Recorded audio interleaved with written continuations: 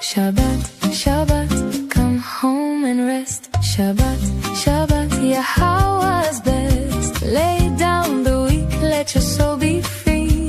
Shabbat, Shabbat, come back to me. 6 days we work, then we bask. We leave the noise to hear Yah's voice. We listen, we learn, we struggle to know. We walk with Yah through the Miqra'ey. Shabbat, Shabbat, come home and rest. Shabbat, Shabbat, Yahowah's best. Lay down the weak, let your soul be free. Shabbat, Shabbat, come back to me. Well, those obviously are not the poor people celebrating Shabbat there on our intro. It is lovely to be here in our Shabbat show on Shabuwah. That's a lot of sevens, isn't it? Shabuwah, of course, is the promise of seven. It is seven Shabbat.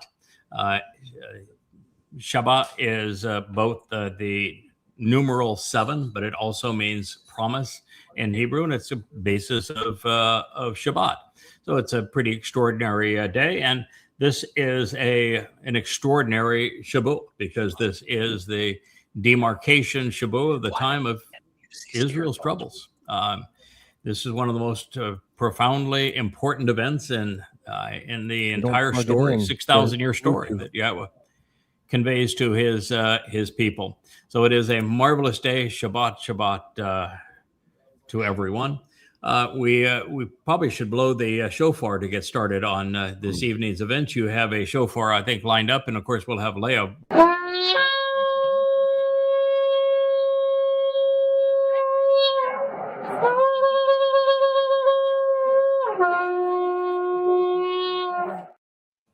There are 2 days each year that shofar is instrumental. Literally instrumental in recognizing the day. One of them is Shabbat, which is what we're celebrating now as the sun sets. It began at 7:30 p.m. in Israel as the sun set over Jerusalem. It is just beginning to set here where we are in the U.S. Virgin Islands, and we'll be setting for the rest of you as we progress through this program.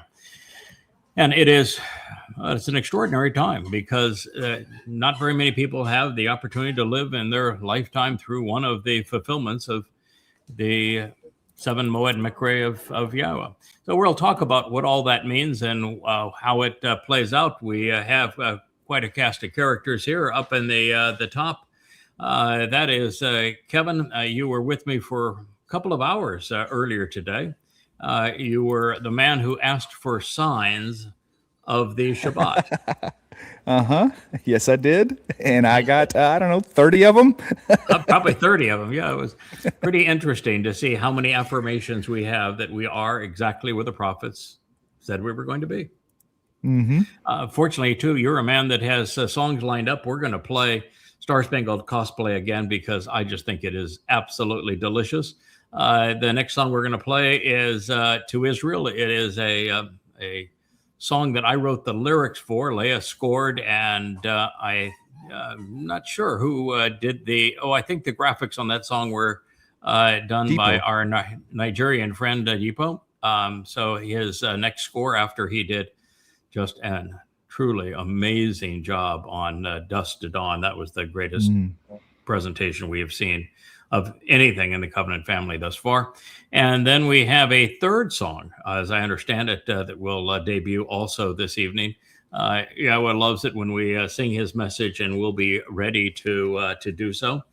We do see Wookie here deciding that he wants to move around, and since I have the 2 loaves of bread sitting here, that's not a bad thing to do, is to get him down. We'll put the Wookie cam on the loaves of bread. We had our Shabbat dinner earlier this evening, and waved the 2 loaves of bread. We blew our shofar. We had a delicious lamb meal, a little bit of wine, and so we are all ready to go. We have a surprise visit by Mike there from work. We didn't think we were going to hear from you in the near future, but it's good to see you again, Mike. Good to be here. I was able to hook up my hotspot on my cell phone and log in that way. Yeah, right. Lovely. Well, we're going to do after we play some songs, we're going to do a ask our co-hosts what Shabbat means to them as we engage in the 7-year time of Israel's troubles and how we think it'll play out. We have Rich in the purple shirt over here on the right side. How you doing there, Rich? I'm doing fine. He's doing fine. When a man tells you he's doing fine, that means that he's not doing so well. But you know, if I have too many jokes about Rich and his present condition, he'll cut the cable. So we'll be nice.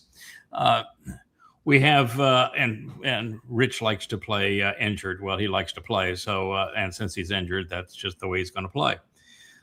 We have Will and his son Jake. Good to see you, fellas. Hey, how are you? Jake's on a little bit of a delay here, and he's not mic'd in. I'm mic'd in, so he's sort of a wallflower right now. All right. Well, his handsome wallflowers they go.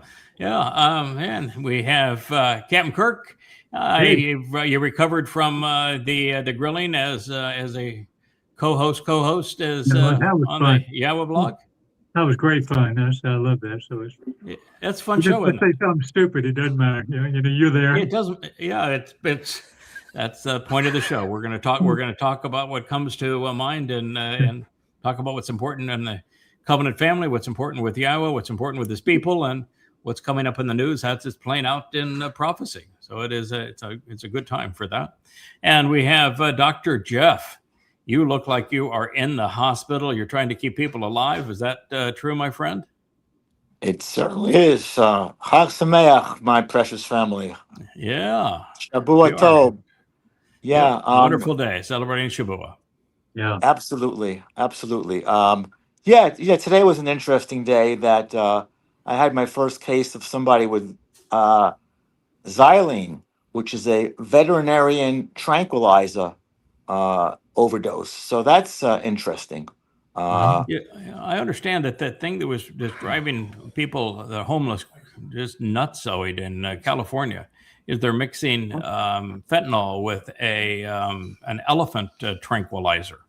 That's the it. Combination of the two. That's it. Okay, so that was your first experience with it. Because as I understand it, it's a pretty nasty combination. It renders you an effective zombie. It's called Trank, Trank, where you combine the effects of the xylene with either fentanyl, methamphetamine, or heroin, and it's supposed to augment and intensify the high and euphoria. God. Better living through chemistry. Yeah. Better living, I think better living stick to my beer, through thank you. Yahowah works better for me. But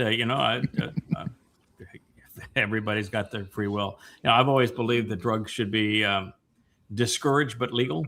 I've never thought that drugs should be illegal. I think anytime you make something illegal, you increase the likelihood that somebody is going to abuse it, and you create a market for those who are criminal to sell it. And I don't care if it's legal or illegal. There's always going to be those that meet the demand, and the price goes up and the crime goes up and everything bad goes up if you make it illegal. It's just like prohibition didn't do much good, did it?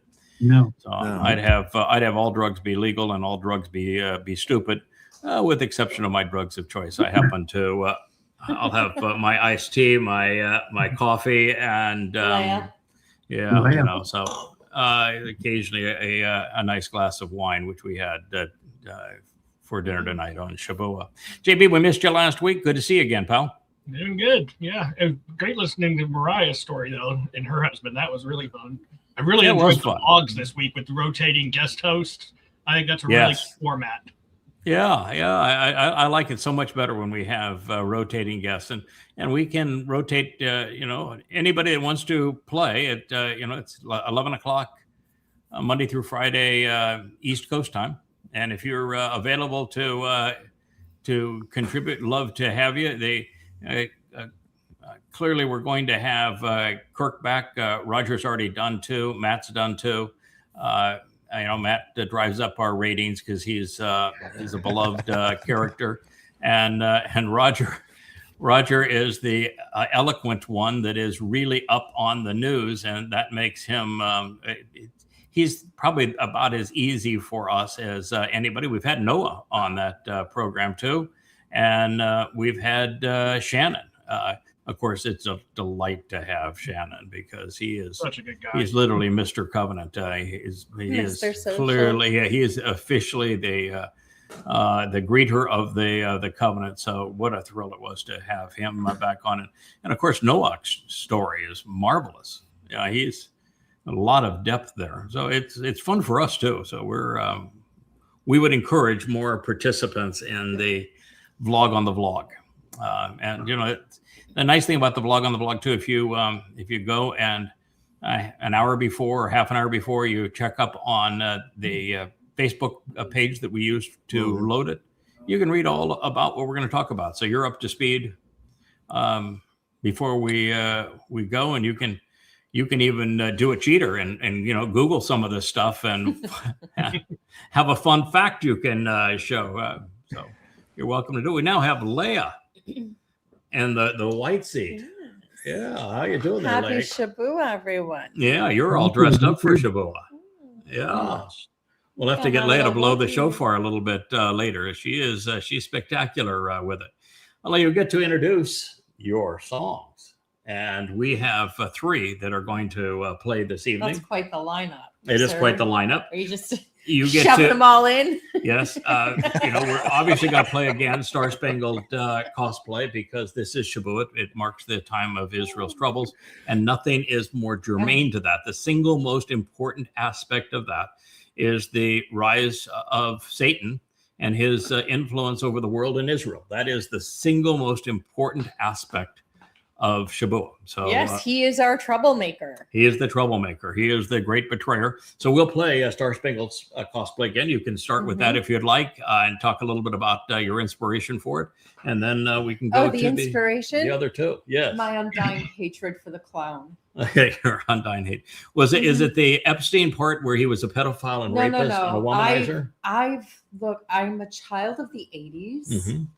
I went to New York. Everyone knew who he was because he was trying to hang out with the cool kids, but not being a cool kid. Oh, he is not a cool kid. Definitely not.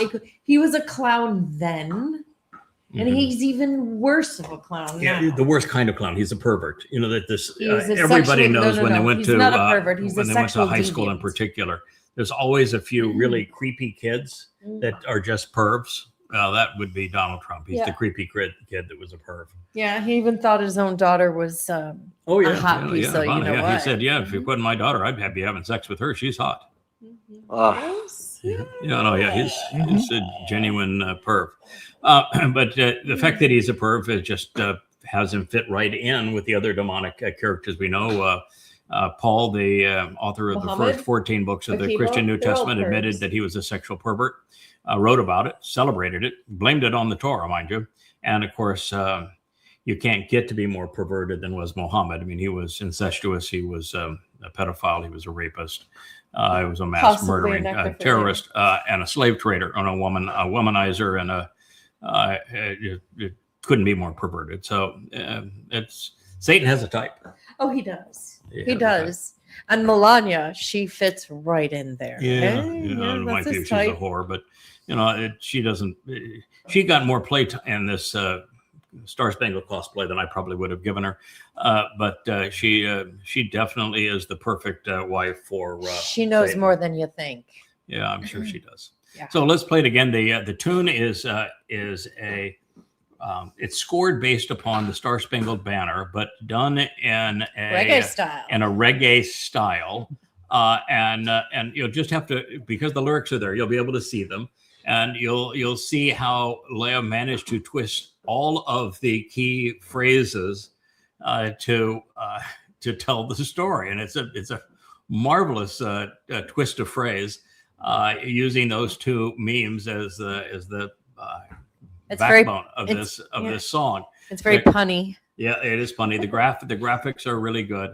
And at the end, when it's talking about a country to invade, the country that he's going to invade that we care about, which is why we play it on Shabuwah, is Israel. So that is who it is. So let's play Star-Spangled Cosplay.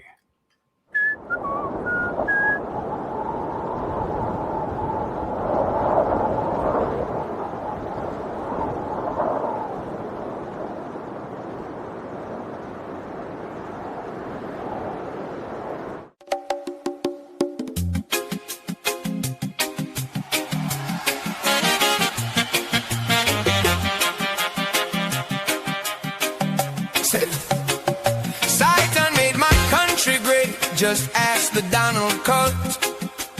It's all fake news that he a bad guy. Wonderful, wonderful. In Star-Spangled Banner, shit-stained underwear. Believe me, we're going to drain the swamp. I've never seen anything like it. So much fake news, calling it a witch hunt. Just because we say the system is too big to rig. Oh baby, that's old school, but we're doing it anyway to make America great again. Oh, say, can you see by the dawn's early light what so proudly we hailed at the twilight's last ride? Whose broad lies and alibis through the perilous night? Oh, the YouTube we watched so gallantly streaming, and the rocket's red glare, the bombs bursting in Iran, gave proof through the Epstein files that Trump's name was still there. Oh, say, does that copper con man wave that Star-Spangled Banner yet that way? Oh, the land of the arrogant and the home of the dead slaves. Oh, say, does that Star-Spangled Banner yet wave? Oh, the land of the arrogance. And one more thing, can I invade your country? Oh baby, baby, can I invade your country? Oh baby, baby, can I invade your country? Oh baby, baby, can I invade your country? Oh, invade your country.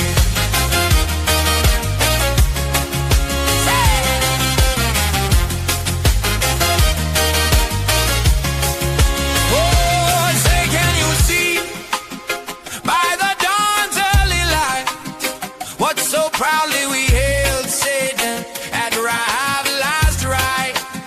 Whose broad sex trafficking ring went on through the decades? Oh, the Truth Social we watched, so doom scrolling our doom, and the corruption, the theft, the murders and lies, the alibis gave proof through the evidence that Trump's name is still there, allegedly and unredacted. It's all predicted. Predators, grifters, unfuckables, and the cosplay president I am, predicated on who's your daddy.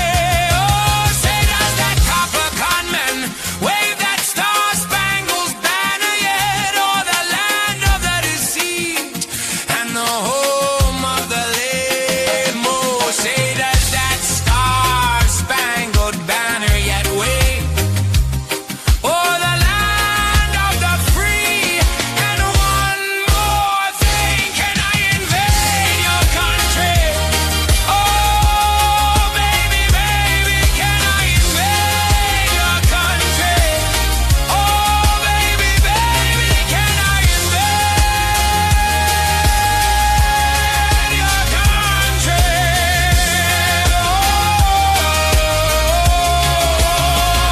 Oh, baby, let's invade.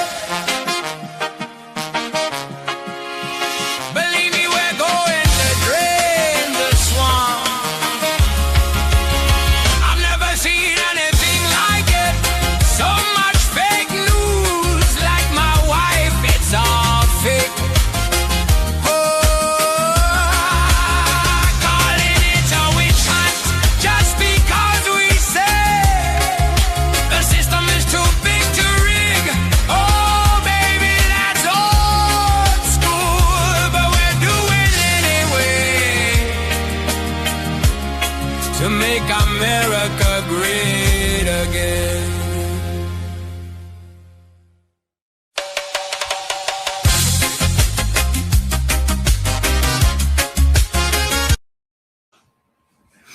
Love the mix master at the end of that too. That's pretty darn good. So that there is a proper perspective on this. There isn't anybody in this group that would be considered a Democrat Marxist advocate for woke or anything of that nature. We are not saying this because we are in the political left and we dislike Trump for that reason. We say this because we're students of the prophets. And students of the prophets, we were able to deduce the fact that Trump is Satan, that he is the corporeal manifestation of the devil that was foretold by the prophets thousands of years ago. And they gave us very specific instructions as to how to deduce this man's arrival, what his characteristics would be like. And if you were to turn to the Time of Trouble volume of Yahowah, it's over here with my Shabbat bread, but in this particular volume of Yahowah, what you will find is that everything that you need to know about who the Antichrist is and how we came to know that Trump is the great betrayer, specifically what the prophets had to say about him, is all there. And we've known it now for almost 2 years. So we reveal this because we know it to be true. We're not pretending that he is just twisted and demonic. We know that he is demon possessed and that over the next 7 years, he's going to be the most horrible person who has ever lived. He is going to be far worse than Muhammad and Paul and Genghis Khan, Kublai Khan, Hadrian, Nero, Caligula. You put them all together, Mao Zedong, Hitler, Satan, or Stalin. Trump is going to be worse than all of them. And billions of people are going to die. Economies are going to be ruined. Israel is going to be betrayed. And that is the most important thing we can tell you about the beginning of the time of trouble that begins this evening on Shabuwah and lasts 7 years, is that's the prime culprit. That's Satan. There is a little bit of a problem with even identifying him, and that is the Christians. With their everyone's an antichrist, the sky is falling, Chicken Little, it's Chicken Little. So when it really does happen, people are just going to be so apathetic towards it. However, this is the deal. He is the person that will bring the world and Israel to its knees. Correct. The thing that's the oddest part of the whole thing is something that I actually predicted almost 10 years ago. When I was writing the books called Twistianity and also Goddamn Religion regarding the frauds that are Muhammad and Paul, one of the things I came to realize is that this character that Christians have been calling the Antichrist is going to be modeled after them. It's going to be essentially indistinguishable from them. And so what I predicted was that, in particular, Christians are going to rally around him. They're going to vote for him. They're going to present him as the next Messiah. And you look at the MAGAs who are mentally ill, they are absolutely worshiping the devil. And that was predictable. We foretold that was going to happen. And it has everything we have said about what's happening in the world, and particularly to Israel and regarding this man, has proven to be precisely accurate. We've made hundreds and hundreds of very detailed predictions over the last 25 years. And not a single one of the things that I said was going to occur has proven to be false. Every single prediction. I haven't predicted what was going to happen October 7th in Israel. And I've predicted what's going to happen again next year, and how the Alaska 2.0 will be much more vicious. So we've got this right. You ought to listen to us. We haven't gotten anything wrong up to this point, and I don't think it's going to change. All right, we have a remedy for that bad boy. And by the way, I think it's important to know that when he made the declaration yesterday that he is eventually going to Israel, that he has a 99% approval rating, and that he will become prime minister of Israel. Gross. He wasn't kidding. No. Of his popularity, that's the closest he's ever been to reality. So we have to give him some credit on that. His popularity in Israel is 78%. So 99, pretty close for him. It's close for him. Yeah. Yeah, actually very close for him. And he is going to Israel, not soon. He's going to survive the midterms, and he is not going to leave office in 28. Oh, no. He is leaving America to go to Israel to be prime minister of Israel in January of 2030. And he's going to declare that he is God on the Ides of March of that year. And then he will be confronted by the two witnesses. They arrive on Passover, April 18th of 2030. His reprehensible existence will continue, although ultimately, according to Gabriel, who is Dowd, he will be riding in a wheelchair with really fancy wheels, with his comb over hair, and by Ezekiel, his copper con, that his copper hue as he measures up the grandiose buildings that he wants to pave over the Capitol with. But everything they said about him is proven to be true. So that's why we share that. Now, there is a remedy for that. Unfortunately, there isn't anyone in Israel that's willing to accept that remedy, but we're going to introduce a song. You've heard the lyrics of this song twice because I've shared them on the vlog.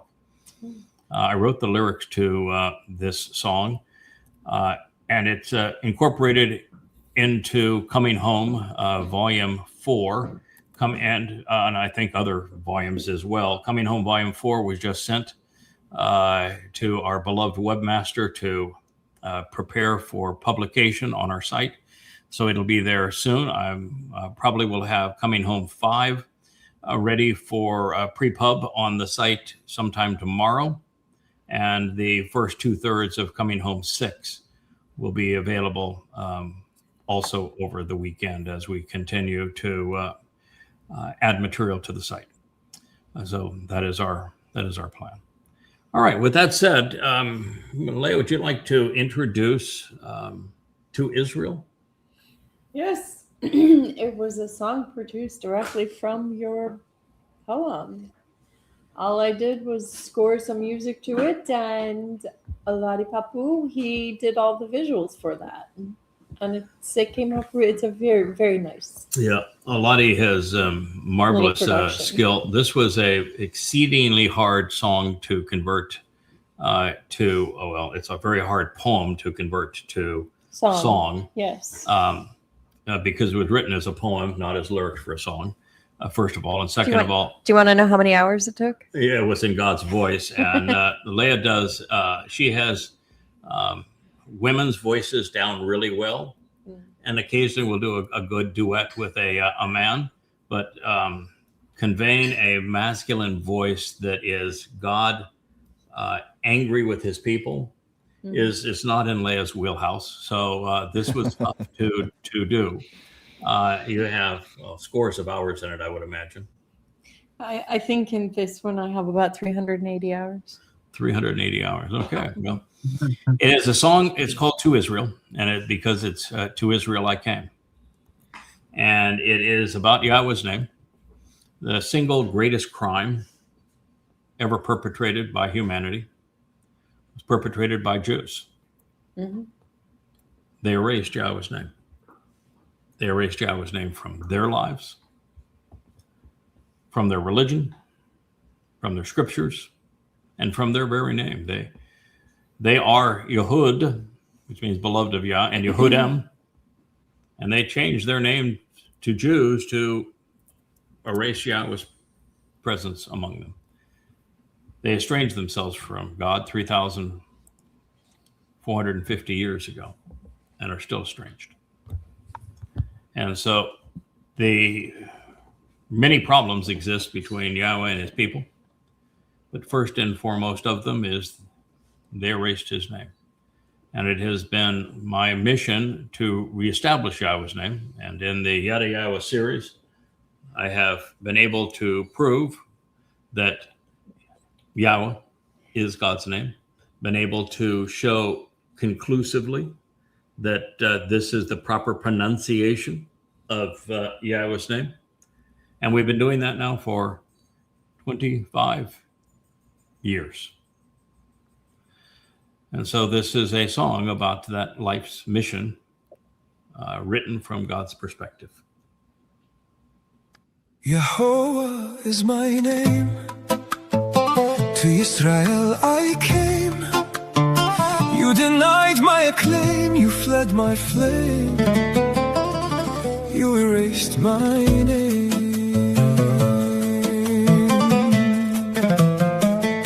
When I was your God and Dowd your king, there was a different song to sing. To the Goem you did not cling. You were shielded from their sting. Isolated and hated, you are battered. Your dreams are shattered, the nation is tattered. My words have not mattered. It is all there in the Miqra'ey. There is no reason to have gone astray. They are the way. Join me on Shabuw'ah, I say. I have openly conveyed the signs of the modem, from whose brilliance you should beam, and yet all agleam with your own scheme. You have chosen a wholly different team. Yahowah is my name. To Yisra'el I came. You denied my acclaim. You fled my flame. You erased my name.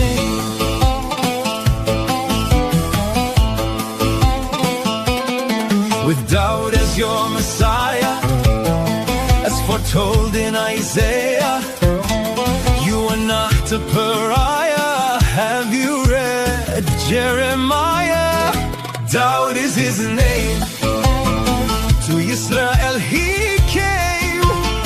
You denied his acclaim. You robbed him of his fame. What a shame. Who served as the lamb, whose blood is on the door jamb? Do you need a diagram? Do you even give a damn? Do you know the son who was given? For what has he striven? How are you to be forgiven? What is your decision? Dowd is his name. To Yisra'el he came. You denied his acclaim. You robbed him of his fame. Have you no shame? This need not be the end of the story. You have been called to glory. To my covenant be a signatory. Respond to this allegory. If you wish to be replevin, let's remove your leaven. It's on the basis of 7 that I can bring you to heaven. So this is the story of my luminaries, even as they have become your adversaries, when they serve as my great emissaries, and with whom I've compiled esteemed libraries. Yahowah is my name. To Yisrael I came. Accept my acclaim, embrace my flame, reinstate my name.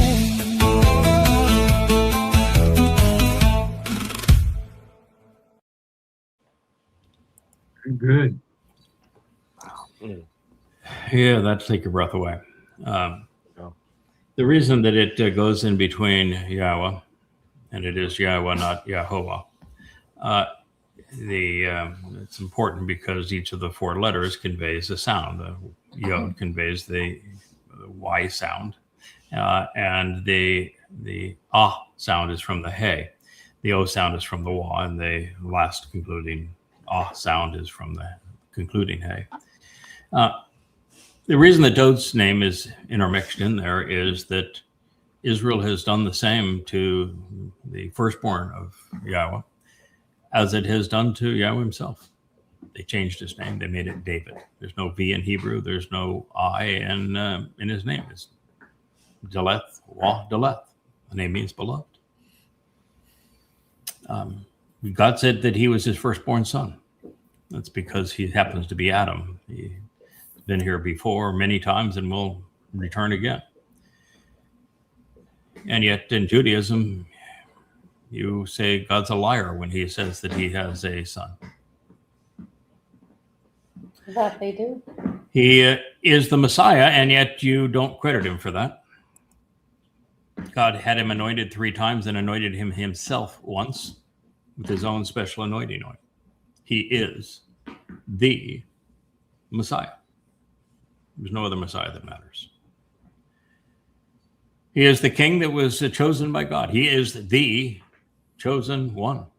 He is literally the basis of the covenant. God says he is not only exemplar of the covenant, but he is the one through whom God karat, established and cut the covenant.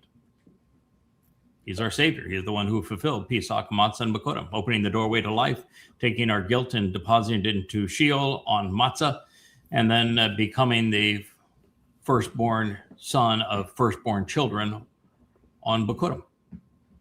Is this where I get to say that Dowd is kabod? He's a big kabod. deal. Yeah, he's not only kabod, he is the greater luminary. Gadol Mayor. Gadol Mayor. He is the most important person in God's story. And Israel has raped him. You deny that he was the one that fulfilled Passover being crucified, even though he wrote an entire song about how he was going to be crucified. You denied that he was here in 33 CE. In fact, you can't even figure out the date, even though when he visited with Daniel in 555 BC as Gabriel, he gave you the precise date that he was going to fulfill Chag Matzah. But you screw that up because you don't even celebrate Matzah. You don't even know what Matzah is. You just screwed it all up. You erased his father's name, Yahweh. What does the third statement that's written in stone say about those who negate the value of Yahweh's name? Unforgivable. You will be brought to nothingness. Unforgivable. You claim to read the Torah. You claim that on Shabuw'ah you spend all night reading the Torah. How come you can't read that? What's wrong? Why can't you read that? That's what it says. Why can't you read that when God introduced himself to Moshe at the burning crag, it wasn't a bush, the burning crag on Choreb, when he introduced himself to Moshe, he told Moshe that Yahweh is my name. It's the only name that I will ever be known and remembered by. He didn't say my name is Hashem. He didn't say my name is Adonai. He said my name is Yahweh. You claim to be Torah observant and you can't observe when God tells you that's my name? And you think it was appropriate to erase it? When the third statement in stone says, if you negate the value of my name, I will never forgive you.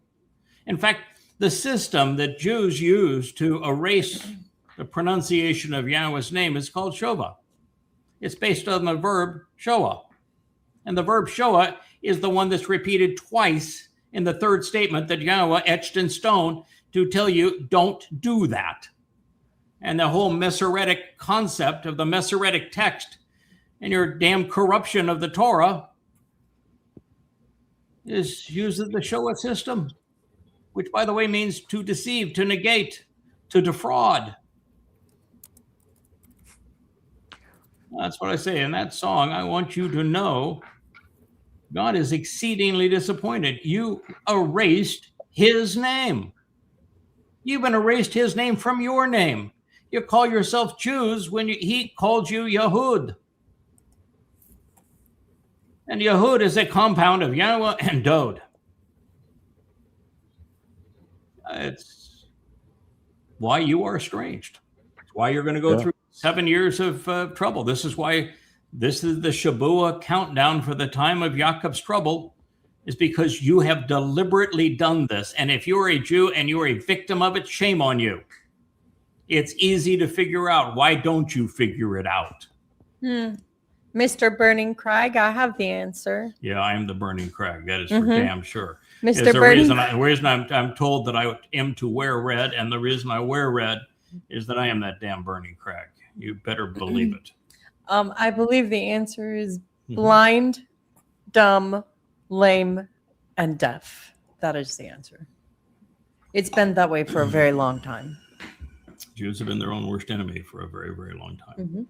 Yes. And Craig, I must add that the bookend to Shabuwah, that's Towrah, when you are Adamah Parah. It is. What you revealed this past week with Yahowah 30 was beyond comprehension. There will be a remnant, but for them and those to carry on worse than they did in the desert is one of the most hurtful, despicable, disgusting, and reprehensible things I have ever heard in my life. Yeah, what my friend Dr. Jeff is alluding to here is that we recently translated Yahowah 30, Isaiah 30, for one of the three books. It's the end of Coming Home For. And in it, there are some real surprises. One of those surprises is there is a reference to the two luminaries. And the two luminaries are the first prophecy in the Torah. They're presented in Genesis 1, chapter 1. And in Genesis 1, the prophecy is in the fourth day, and it says that there will be two Maorith luminaries. They're both Gadol, great from God's point of view. One is younger than the other. And that they will serve to fulfill the Moedim, of which there are 7, of which Judaism has screwed them all up, and Christianity is clueless to all of them. And when you follow the story of the greater and lesser luminaries through the text, you find something that is heartbreaking. And Yahowah 30, I think that is what you're alluding to, where there's two aspects of it that are painful. And one of them is that God doesn't call the sun and the moon Cheresh or by the normal Hebrew terms. No Shemesh, no Shemesh, no Yereach. Yeah, no Yereach, no Shemesh. No, he uses two different words.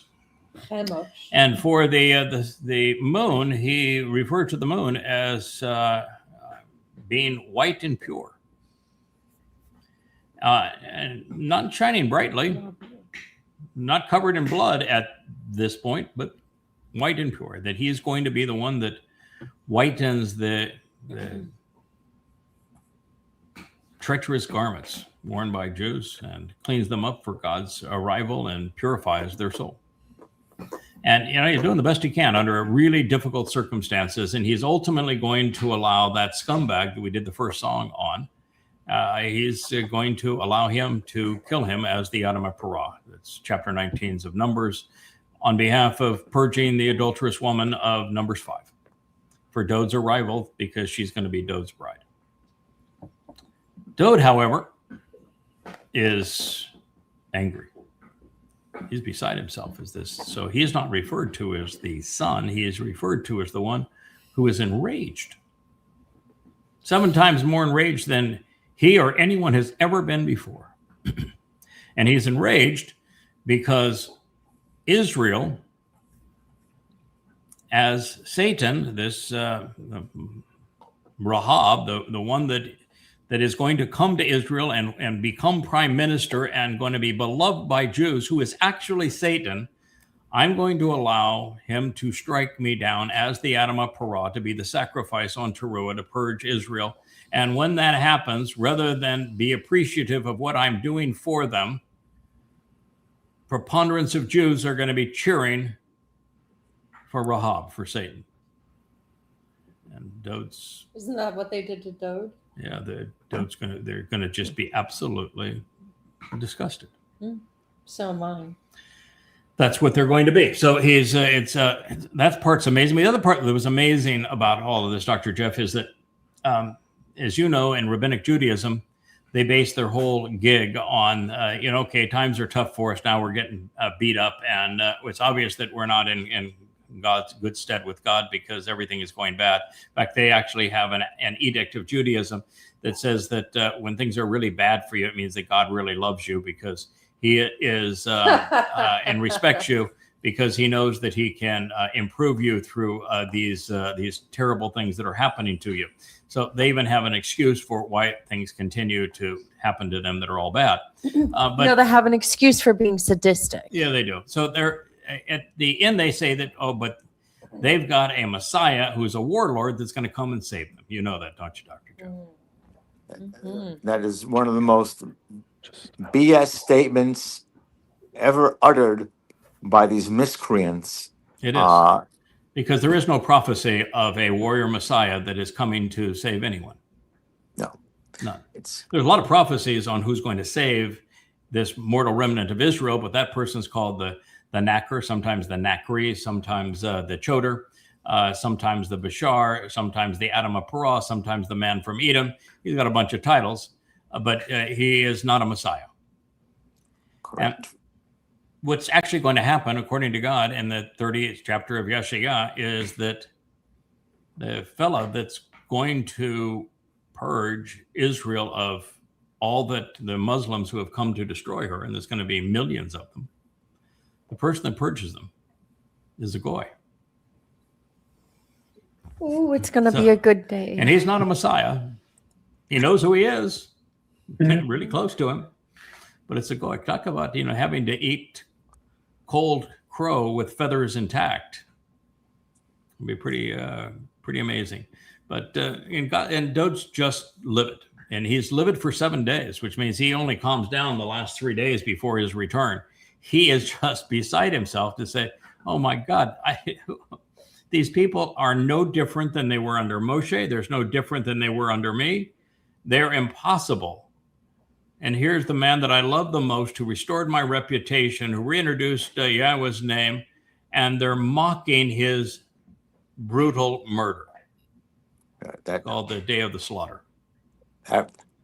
That is piercing. That is absolutely piercing, Craig. And, those who don't do it, that's where the Zechariah 12:10 will come into be truthful and really mean something for those who understand and appreciate exactly what you have done so that Dowd can accompany Yahowah on Kippur. A lot. It's a lot, and he knows it's a lot, and God has the last card to play here, because those who have mocked Dowd, Yahowah, raised Yahweh's name, and mocked me as I'm making a sacrifice for the well-being of this mortal remnant, guess who gets to judge them? Oh boy. Oh boy. Yep. Yeah, it's really a bad call, because the divine rod of justice, among other things. Be careful who you pick on. You got to be careful who you pick in the on. Parking lot before your trial, and then you get in there and find out the judge is the guy you yelled at. Yeah, that's what they're going to find out. Oops. I think there are a few people that are going to be afraid of his wife too. Yeah. The thing that is just so sad amongst Jews is that they think that being Jewish is makes them special, and that Goy are inferior. Oh. And yet, what the thing that they just don't seem to be able to get through their thick skulls is that Adam, who was the firstborn of God, wasn't Jewish. Okay. No, nor was Yahowah. Noach, he wasn't Jewish either, nor with his wife, nor with his sons. Abraham wasn't Jewish. Not at all. Wasn't Jewish. Nope. Yishak wasn't Jewish. Nope. Babylonians. Yeah, they were all Babylonians. Everyone Babylonian. In fact, Noach through Shem gave birth to the Babylonians. Yeah. They're all Babylonians. There were no Israelis. We've gone through now 2,000 years from the garden to Abraham and the birth of Yishak and they're all Babylonians. And then when Yishak looked for a wife, they go to Haran to find him a Babylonian wife. And then, he has Jacob and Esau, and they send Jacob back up to the same place. Laban's going to be his daughter's descendant from Abraham and his family. Go find yourself a Babylonian wife. And so when he was renamed Israel, it didn't change his DNA, did it? No. He's still Babylonian. Hardly. And the children of the 4 Babylonian women and the Babylonian man were Babylonian, even if you want to call one of them Yahud. So it's a naming convention. It is a naming convention. And everybody early in the story was clearly not a Yisraelite. And once you get to Israel, it's all downhill. All downhill. The Jews didn't do anything right. Nothing. Yeah. I mean, the first 12 boys, they were obnoxious. We're a good example of what not to do. Yeah, they are. They're good, bad examples. I find this ethnic favoritism and hubris and arrogance to be so distasteful. And I'm with Amah. I'm with Leah in that Yah is going to put it right in their faces, yes. Courtesy of Yashiyah 63, because you, the Choda, the Miqra'ey, the man from Edom, purge the immortal remnant, save them. Whoever gets saved of Israel, it's because of the man from Edom, and he's from Edom. He's not a Jew. Before these, I don't know what to call them, descent to Sheol, they may let out the biggest oi you've ever heard. Yeah.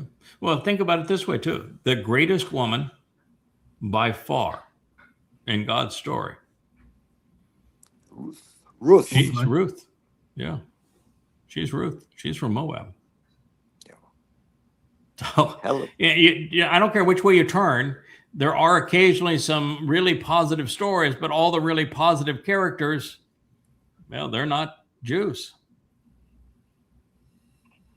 So, then you say you want to celebrate the Torah. Well, the Torah tells the story first of how bad you were before you were even Jews. And then once the naming convention is issued and you become worse, you sell a brother into slavery. Well, your first trick is that we're going to convince our neighbors that they should get circumcised. And as soon as they get circumcised, we go attack them while they're still in pain so we can steal what's theirs. Oh, you mean we're a bunch of liars, cheats, stealers, and manipulators? Absolutely. Yeah, and then when you go to Miqra'ey and you start complaining you're being treated by slaves, you have somebody stand up for you, and Moshe, and you try to rat him out. You turn on him. And then you start the Exodus. You don't even get out of Egypt before you're telling Moshe and Yahweh to go away. And then you finally get back to even getting close to Choreb, and before you cross the Gulf of Aqaba, you're saying we want to go back. And then you get across and you're building a religious idol. And you never stop belly aching the whole time. You can't be worse than you were. And that's the story of Shabuwah. That's the reason it exists this way. It's saying that God is really tired of it. And he is going to clean house, and he's going to give you 7 years to get it right now, or there will be no tomorrow. Must I remind you? Worse. Yes. Must I remind you the rabbinic types, which woman in the Torah they admire and revere? Miriam. Miriam, Moshe's sister. The one that and Rachel. Yeah, the one that Yahweh said that she is so vile, I spit in her face, that I plague her with leprosy. I send her outside the community, and she is the model for divorce, and they love her. And Rachel, the one that bled on idols. Yeah, bled on idols. So can we say they have it backwards? I would say so. Yeah, erased Yahweh's name and yet have their own names in their Talmud, and they claim that their Talmud is Torah. No, it's not. No, it's not. There is no Hashem. He does not love you. And your Talmud is not Torah. And that everything that you do is wrong. Everything you do is wrong. Masorites earlier. You look at it, though, they did the same thing that Chag did all the way back in Eden. And really, it's what happens with every religion ever, is the first thing they do is they add to God's word. And by doing so, they negate everything. And set themselves apart from all the promises and just ruin everything by adding to God's word. And that's what they did. Literally, they added their vowel pointing.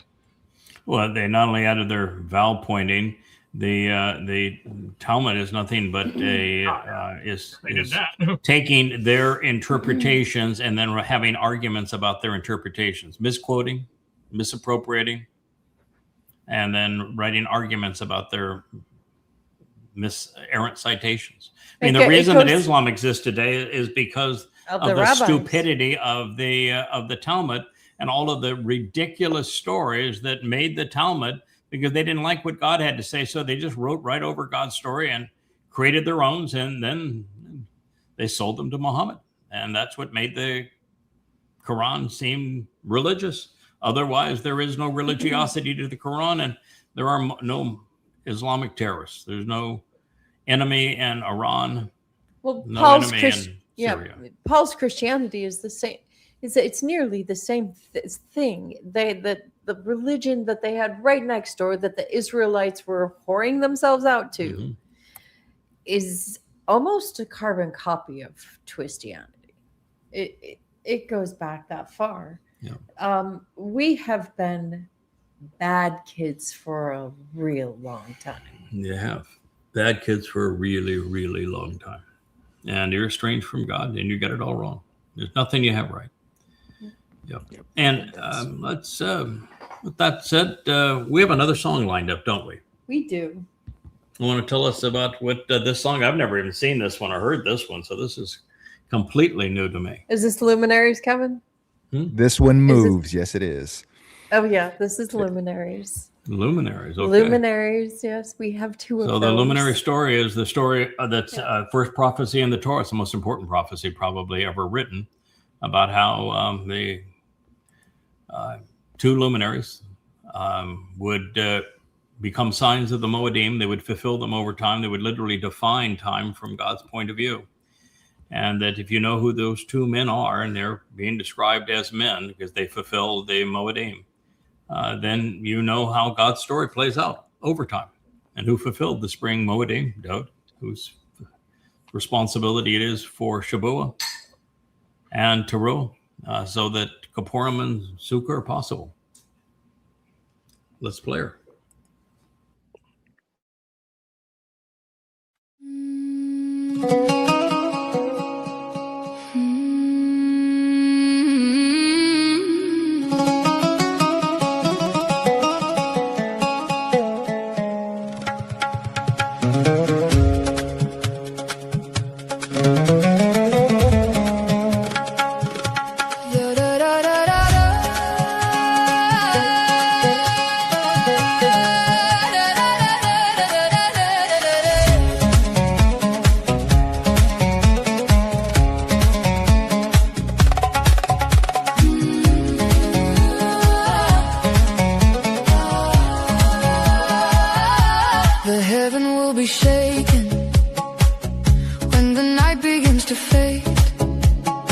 Two lights rise over his story and the promise that Yahowah made. One to lead us out of Babel, one to call us by our name, guiding souls from lies and fog into covenant flame.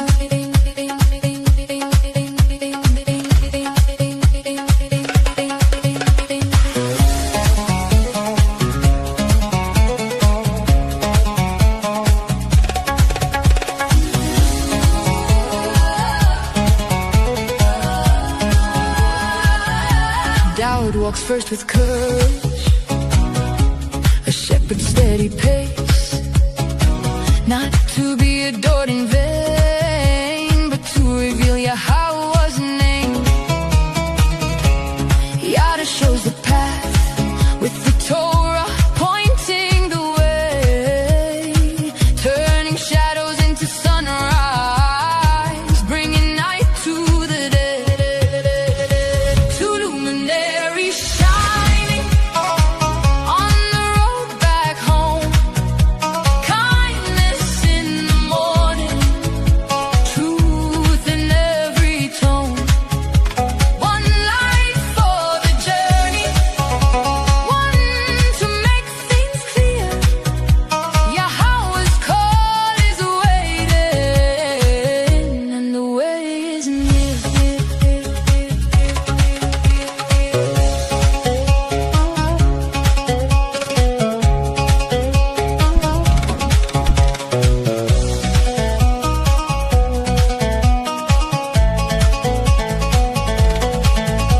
No incense to tyrants, no praise for man-made gods.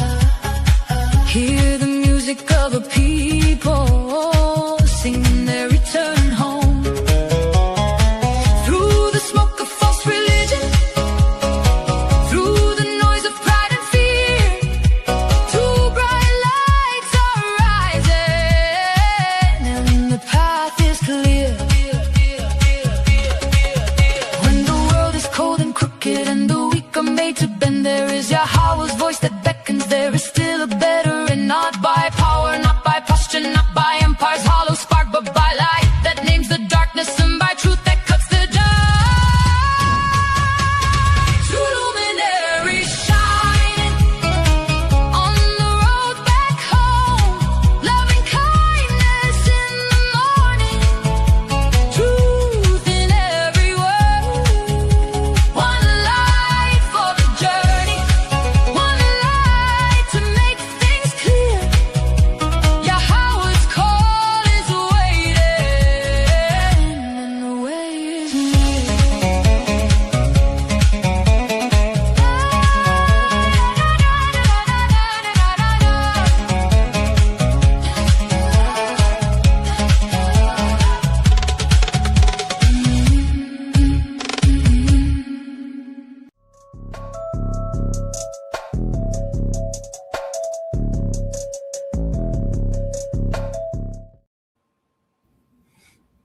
I guess. Yeah, that's pretty neat too. Sure. Journeying through the road of life to the tune of the two luminaries. There's really no overstating the importance of the Gadol and Katan Mayor. They appear everywhere in prophecy, and God's dropping their titles as Gadol and Katan everywhere. I mean, it's even in the famous prophecy in Yeshayahu 31. Essentially, it's the first prophecy, isn't it?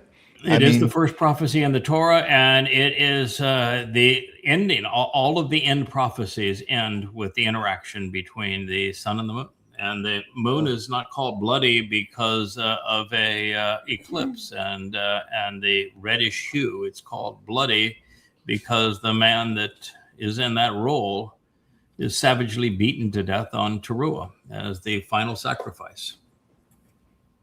It's unbelievable how prominent the two luminaries really are. This is a story largely about Yahweh's two luminaries and everything they went through to pull back a remnant from the abyss, and it started with Yahweh's own son Dowd. He had to be sort of rescued here.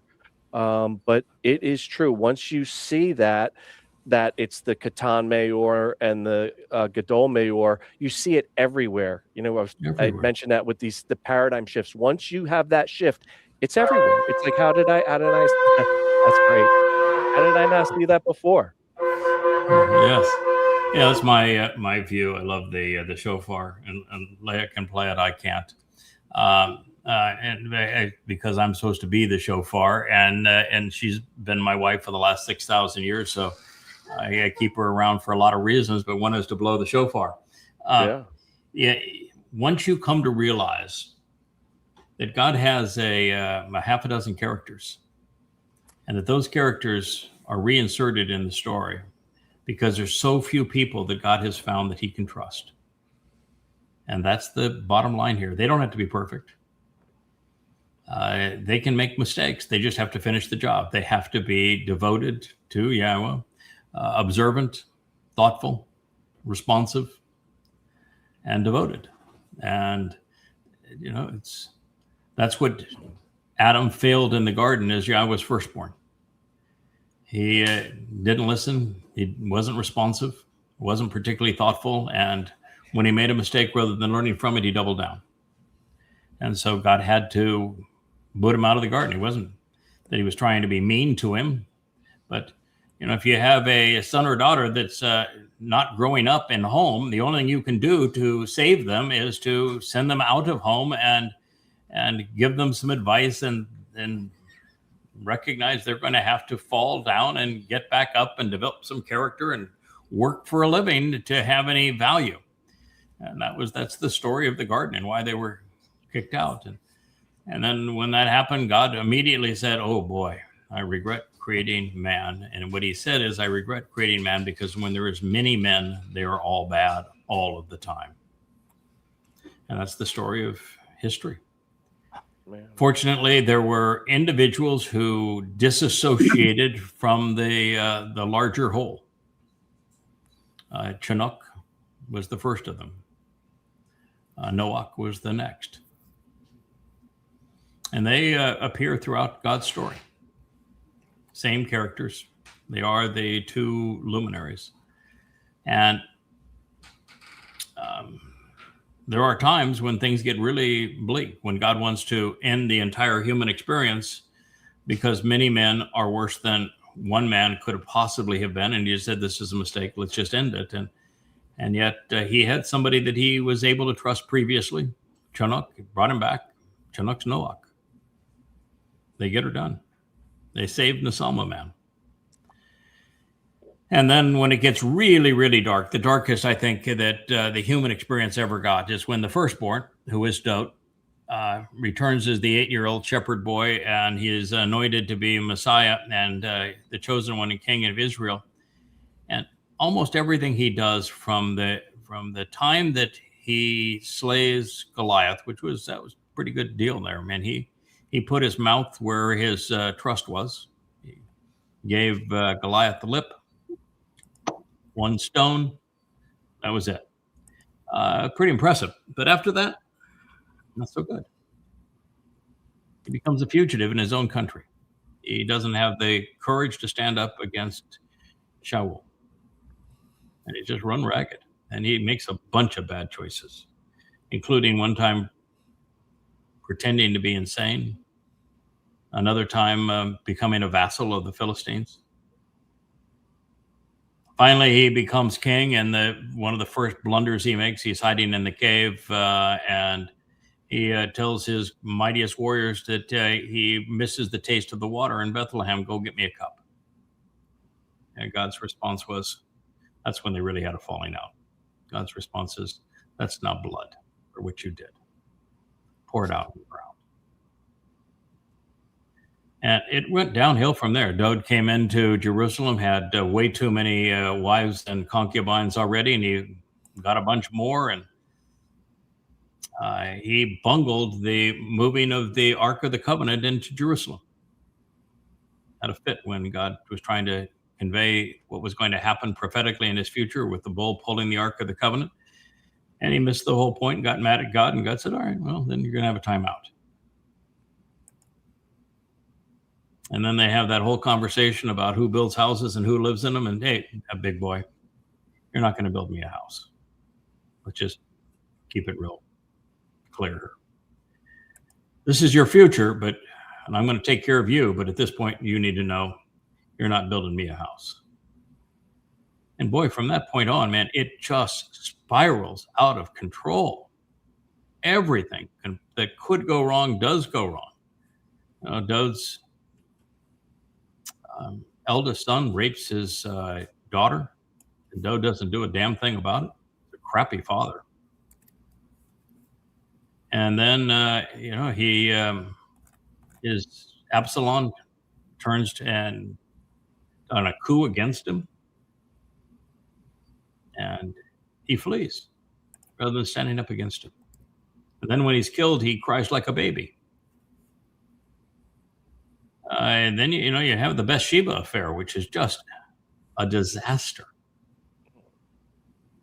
He has a good man killed. And so it got so bad that God and Dowd weren't talking to each other. They hadn't talked to each other for like 15 years. And that was the point that God reinserted the other luminary. At that time, it's called Ethan Hajraki, which means often deployed, well-trained. And he came back with his wife, who is known in the story as the Amah.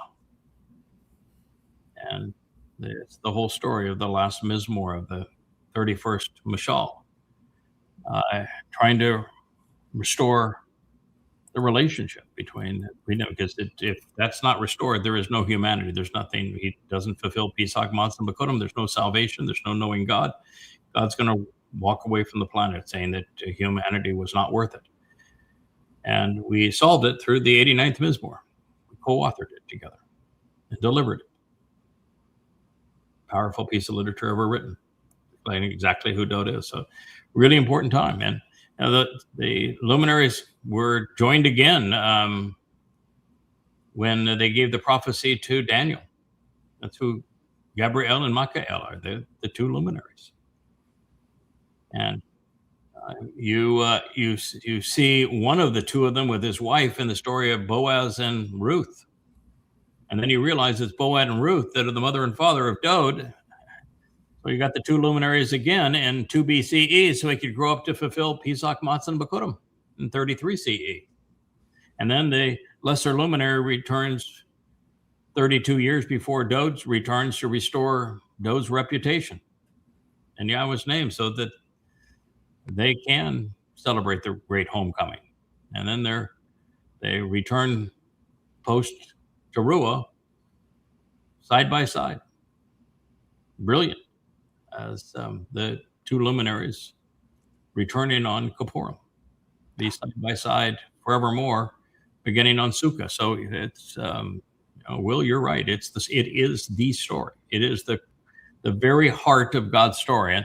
And while Dowd is the firstborn son, the lesser luminary, he's also a son. Craig, I must say that, as you know better than anybody, how the most popular religion ever conceived by man, Christianity, has in their gospels, the only way to the Father is through the Son. Let's get this straight. Because the Son actually was the one who fulfilled Pesach, Matzah, and Bakurim. There's nothing new in Christianity. It's a counterfeit of the truth. But what I want to do, what I just realized is how it's not ironic. It's just the way it is that it is through the Etz Hada'at that you get to the Etz HaChaim. It is through the Nakah and the Towrah that you get to Dowd, which is tantamount to getting to know Yahweh. Correct. Ergo, it is through you at this point in time, this moment. It is. That serves that critical function. So there you go, Christians, in your face. Yeah, you can't get to Dowd without the Towrah, without the Miqra'ey. And if you don't get to Dowd, you can't get to Yahweh. That is the lesser and greater luminaries of fulfilling the Moedim. That is God's story. So pretty powerful. So anyway, it's a beautiful song. And the visuals in that song were spectacular too. I think that's Mariah.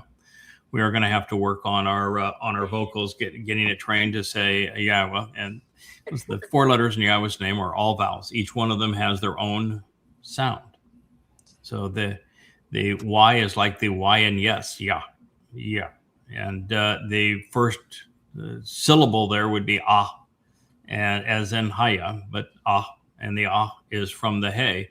The hey does not have any influence on the wah sound. So it's not Yaho, it's Yah-O, because the O sound comes from the wah. That's the third letter and it's the third vowel. And then you have the last ah sound at the end. So it's Yah-Owah. not Yahowah.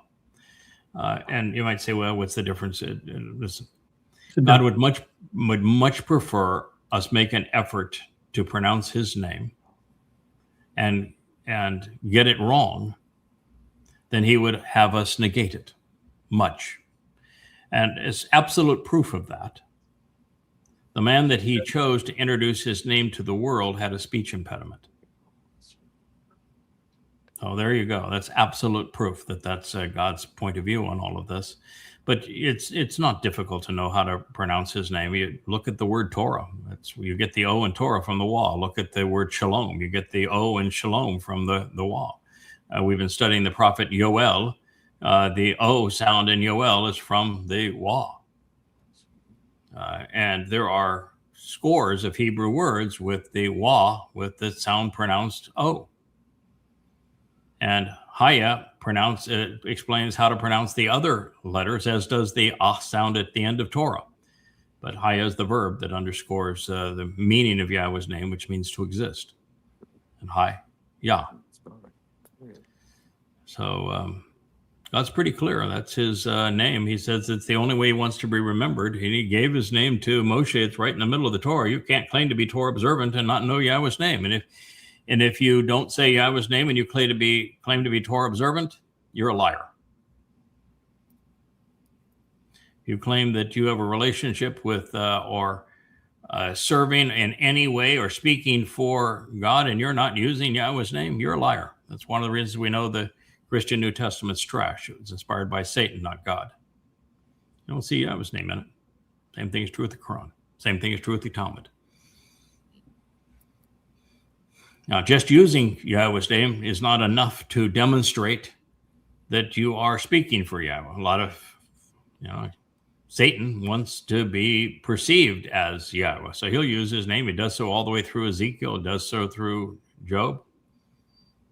And makes a bunch of claims. I think the book of Haggai, the one who wrote about the building of the second temple, I think it's full of it. I don't think any of it's true. And it, a couple of places, only 2 pages long, but it talks about the, word of Yahweh came to me, and I think it's untrue. It says that all the way through Ezekiel, and we know it's untrue. So just knowing Yahweh's name is not enough. Satan knows Yahweh's name. No. But if you don't know Yahweh's name, you're in serious trouble because you do not have a relationship with him. It gets you in the game, right? Knowing his name gets you in the game, and then you got to go from there. Yes. It's like circumcision. Having it doesn't get you in, but not having it gets you out. How about that? That's precisely correct. Not having it keeps you out. Erasing it sends you into the black hole that is Sheol. So erasing it sends you into the black hole of Sheol. Not knowing it keeps you out. And knowing it at least gives you, that's the first step in the right direction. That's the reason why the very first thing we did as part of the Yahowah series 25 years ago is reintroduce Yahweh's name. It was essential. That's why we call it Yada, to know Yahweh. So, pretty essential. So what do you think, Kevin? Now you've seen the signs of Shabuwah. What do you expect is going to happen? How's this all going to play out? How's it all going to play out? Well, we talked kind of earlier about everyone's ideas of what was going to happen. And I've got to say that I'm probably one of the few people that's the best positioned for another year of Jacob's troubles, for the beginning of it, because this has been my life, sans Yahowah, since 2010. I was planning my life around things going really, really bad, so now it's kind of nice not to have to worry about things going really, really bad, that all those plans and all those things that he's not going to get to use any of the toys. I'm not going to get to pull out any of the toys and do any of that stuff, so it's a good savings account, I guess. I think the best thing that I heard today was the bittersweet nature of Shabuwah. Because it is a Chag, it's a celebration, it's a festival. I mean, it's come out of your house time, right? Meet with wave the loaves. We have our loaves over here. Maybe we can get them with the Wookiee cam, and we waved the loaves and had a marvelous dinner celebrating Yep, absolutely, Shabuwah.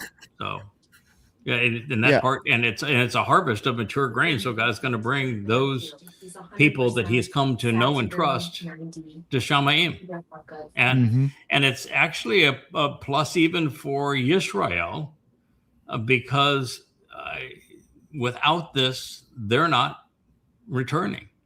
They need this to return. Yes. Yeah. The bittersweet nature of it was the 2 out of 3, I think, for me, you know, knowing that you could be so close, you're just right there, and never taking the opportunity, you know, 2 out of 3 olives that just not going to make it, you know? And it's tough medicine, but matzah is a chag as well. And matzah's bittersweet. I mean, there was some tough work done on matzah, you know? Yeah, you know, we talked about this morning. In fact, I think it was yesterday when you were saying, you know, there's going to be some kind of a sign for Shabuwah. And I said, well, what kind of a sign was there for Pesach when Dowd fulfilled it? If you were in the neighboring village, if you were in Bethlehem, did you see anything? No. And in fact, all they managed to do is ignore who was on it, who was on that torture stick. So there was no fanfare, was there? A gruesome murder of a useless body. Body was discarded. That was fine. And then on Matzah, which is the key day, nobody had a clue what was happening. You know, you've got the 2 religions born out of this, and neither one of them have a clue as to what happened on Matzah. So obviously no fanfare there, and there's no fanfare on Bikurim. So you want to know, those were the 3 fulfillments. They just passed right by with very few people even noticing. So when Yeshayah speaks of who's going to notice what's happening on Shabuwah, he says nobody. And he says there'll be a group that are taken, they'll be brought to a very good place, and it's going to be extraordinarily satisfying for them. But for those who are left, they're either not going to know, or they're going to wring their hands wondering, why were we left? And he says for that group, because they knew what was going to happen, and they're now wringing their hands as to why we were left, he says, that group I'm going to send to Sheol. So why would we expect Shabuwah to be any different? Yeah. Saving the fireworks up for Towrah, aren't we? Towrah there's so many fireworks on Towrah. As I said, you could do 20 hours just talking about what is going to happen on Towrah. Yeah, it's pretty extraordinary. And I'm positive that there's so much more to it. Like, for example, I did not know on Towrah that God says on the day prior, that's when we go out and God stays in character. And rather than being the one who incinerates all of those who have come to harm Israel, we do it. It's us. No, we're empowered by Yahowah. And at that point, we are super dimensional, and so we can look, speak, think drastic changes to the 3-dimensional world, and we eliminate them, and then God comes behind us and washes all the debris away. So you're prepared, you're ready to go. Your wood stockpile is high as it needs to be, or you are conditioned, you're just ready to go. Yep. My shoes are tied tight, and I got my stick sitting over here behind me, so I'm ready to go anytime. Okay, there we go. What about you, Mike? I'm ready to go. You ready to go? You ready to work too? Sure. Yeah, we're gonna do as much as we can between now and the time we go, but we are we're certainly ready to go. I made it really clear when talking to Yahowah these last few days to say, you know, there's no chance I can finish the job if you were to take us now. So I'd ask that you hold off, please. Let's not do this until it has to be done next year. Give us another year to finish what we're doing, because we're just at a point now where things are really clicking, where we can make a tremendous difference, where many of us are getting engaged and making a contribution. This is such a great time. Let us finish. We want to leave a wonderful legacy. And if you give us the time, we can do that. So what do you think, Will? I think there's a couple of different things that I've been thinking about this week. You know, like Kevin alluded to, it's on the one hand, it's you know, Shabuw'ah is such an exciting time. It's about enrichment. It's about empowerment. It's about God fulfilling his promises to do those things as adopted children. It's the second harvest. But this Shabuw'ah is particularly sobering. And what we're looking at over the next year, for us, we'll be here for another year, it looks like. It's well, the next 7 years is going to be completely devastating. But it also seems that I'm looking forward to the combination of being enriched and empowered, and also having sort of the wind to our back, you know, blowing our sails, because I think as things get worse around us, the hope is that what we have to say will resonate even more, and that will be, you know, again, like a wind at our back. So I look forward the to seas to that. are going to get rougher. The seas will get rougher. The storms will be more menacing, but we will have the wind to our back. Yeah. And we're prepared. We know the world's going to get really messed up. Yeah, I mean, this is our time. I mean, it's almost like, we've been training for this. You know, some people have been training for 20 years for this, but this is our time. It's showtime. Yeah, we're trained. We're prepared. We're sober about what we have to do. We're ready to do it, and we know how it's going to turn out, and we know how hard it's going to be to get a mortal remnant of Yisra'el ready to go. Yeah. This is no easy task, and we have to stay vigilant to get it done, and we have to be prepared that 99.9% of them are going to spit in our face. Yeah, for sure. Yeah. We saw that on Twitter, right? We had our experiences on Twitter, on X, rather. Yeah, on X. That's what you're going to be looking at, you know. Exactly. On X, it was all the time. No matter how you were trying to help people out. And, you know, when we told Israel back the time when they were fawning all over Donald Trump, when he was going to turn Gaza into resorts and move the Gazians into Sinai and into Jordan, and they're, oh boy, he is our guy, you know, and he was the one that was saying Hamas has to release the hostages or they'll be all hell to pay. And he had all this rhetoric, and they say, oh yeah, he is our, and it kept on saying, no, he is Satan. He is the great betrayer. Stop this. If you continue to believe him, you're going to destroy Israel. And that's what they've done. Right? Israel is chomping at the bit right now to bomb Iran again. And this time they're going to have to do it alone. And it's just hard to imagine smart people making such foolish decisions. That's their, and I think it's like a 70% approval that the Israelis want to start bombing Iran again. I just don't understand it. You know, they think that they actually did a good thing in Gaza. And yet Hamas stands, and Israel is hated around the world for what they did in Gaza. They overreacted. Oh, Kirk, you got your walking shoes on. You're ready to go after it? I'm hoping nobody pops off tonight because I think the year is very important. We've got things left to do. I've even got a few little things I'd like to finish. Certainly do better at. So no, I'm all in to stay as long as they'll let us stay. In fact, I liked your idea the other day where maybe we can go back a little extra in between if we have to, or something like that. Oh yeah, wouldn't that be great? I'm hoping during the couple of years that we are removed, that we're either able to telecommute, so we can broadcast from Shamayim, or we can come down here on the weekdays. Yeah, and that's good. You know, can you imagine doing a show, having come down from Shamayim after a lovely Shabbat? Yeah, yeah. Talk about us being in your face now. Can you imagine how the rhetoric turn would be it off under the dial? It'd be like a radio show. You can't turn it off. Yeah. Oh yeah. Here it is, man. I'm going to broadcast right into your ears. You may want to listen. There's a lot going on here. There's two little things, if I may, that I was thinking about for the whole show.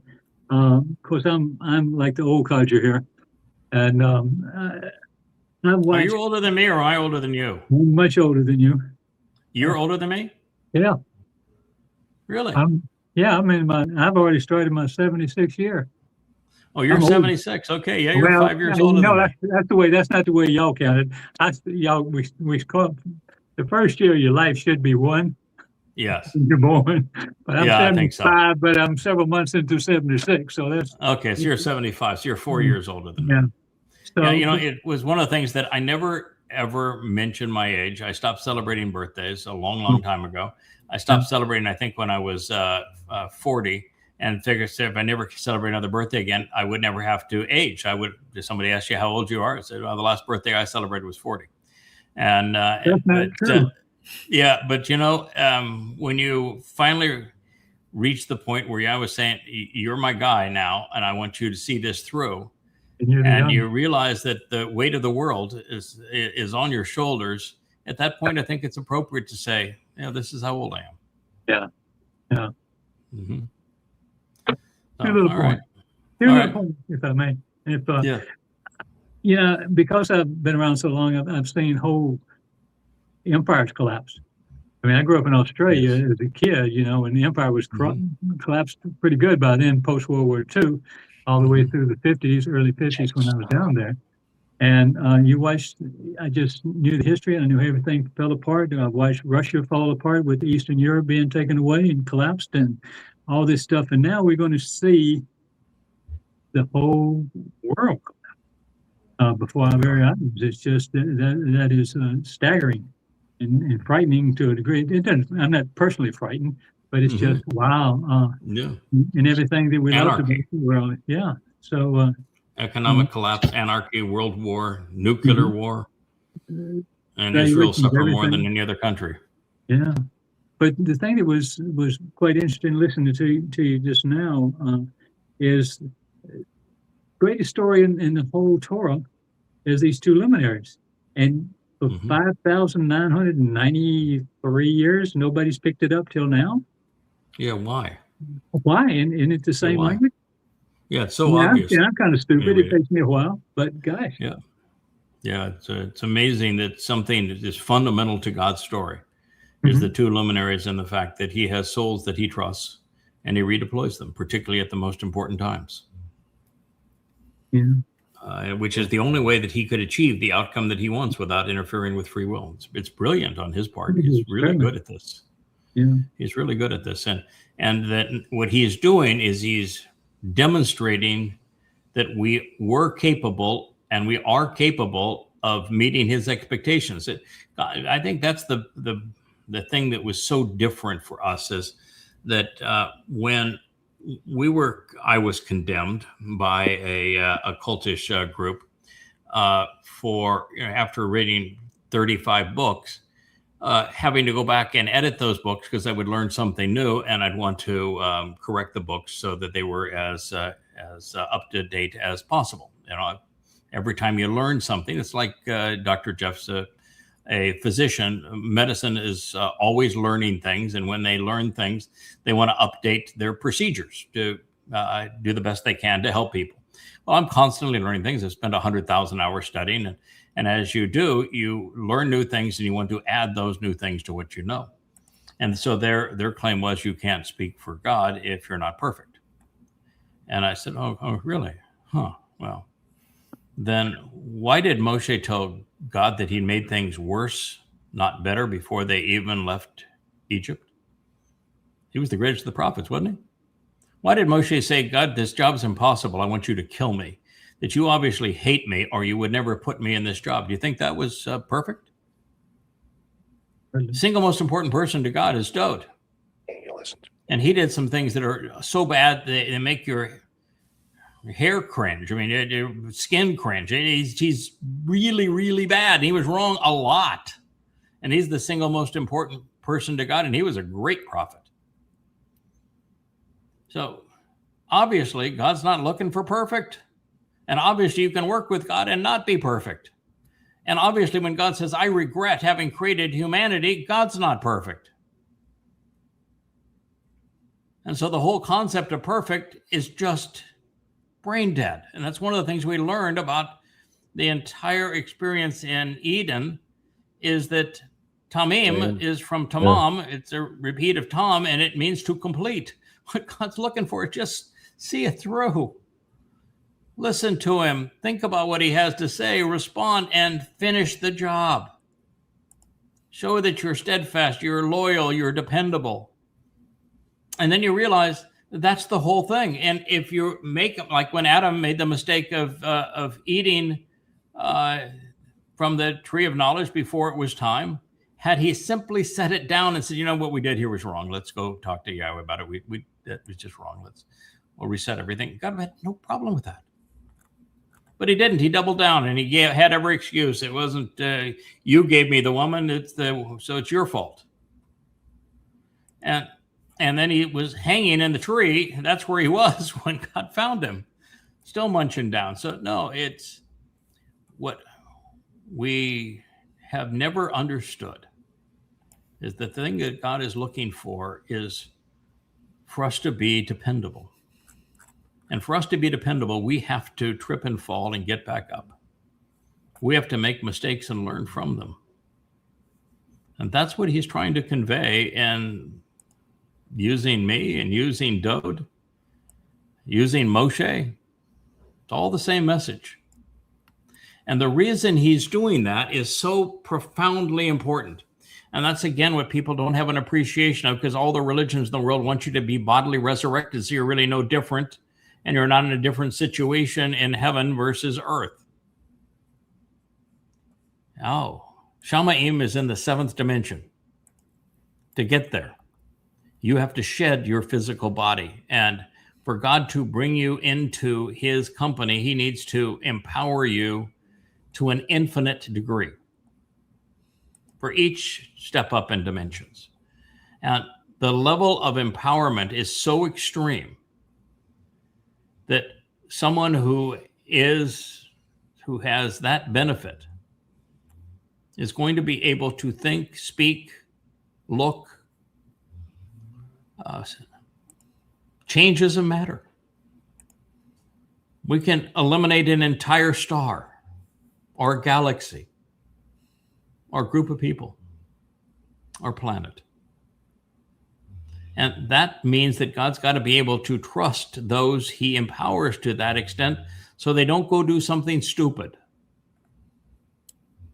Not looking for perfect. That would be boring. That would be impractical. There's no such thing as perfect. He is looking for dependable, loyal, trustworthy. I can empower you to that extent, and you're not going to go off and ruin the universe. Rip it apart. And so that's the reason why God can't just allow anybody into his covenant, because the covenant is this infinite empowerment. And then you realize, well, the only way that you can prove yourself worthy is to make a mistake and learn from it. Trip and get back up. That's it. And so God's given us that opportunity.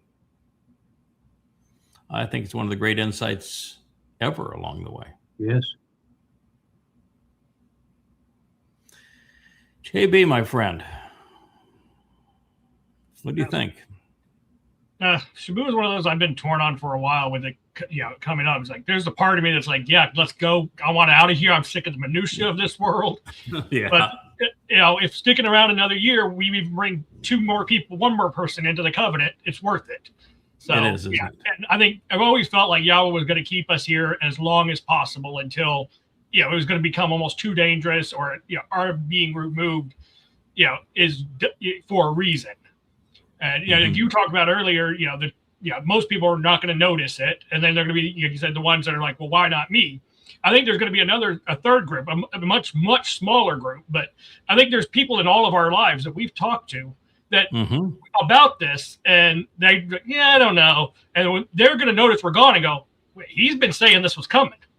Yes. And I think that is going to be largely what will be the Towrah harvest, will be those people that we knew that we're almost there, that they're going to spend the next 7 years going, okay, I got to figure this out. Yeah, what they were talking about happened. In fact, that's why I began the show by saying I've had hundreds and hundreds of predictions of things that were going to happen that are very important and profound and that no one else was talking about, and they've all come true. And, part of it is because I'm a student of prophecy. But what we've said is all comes true.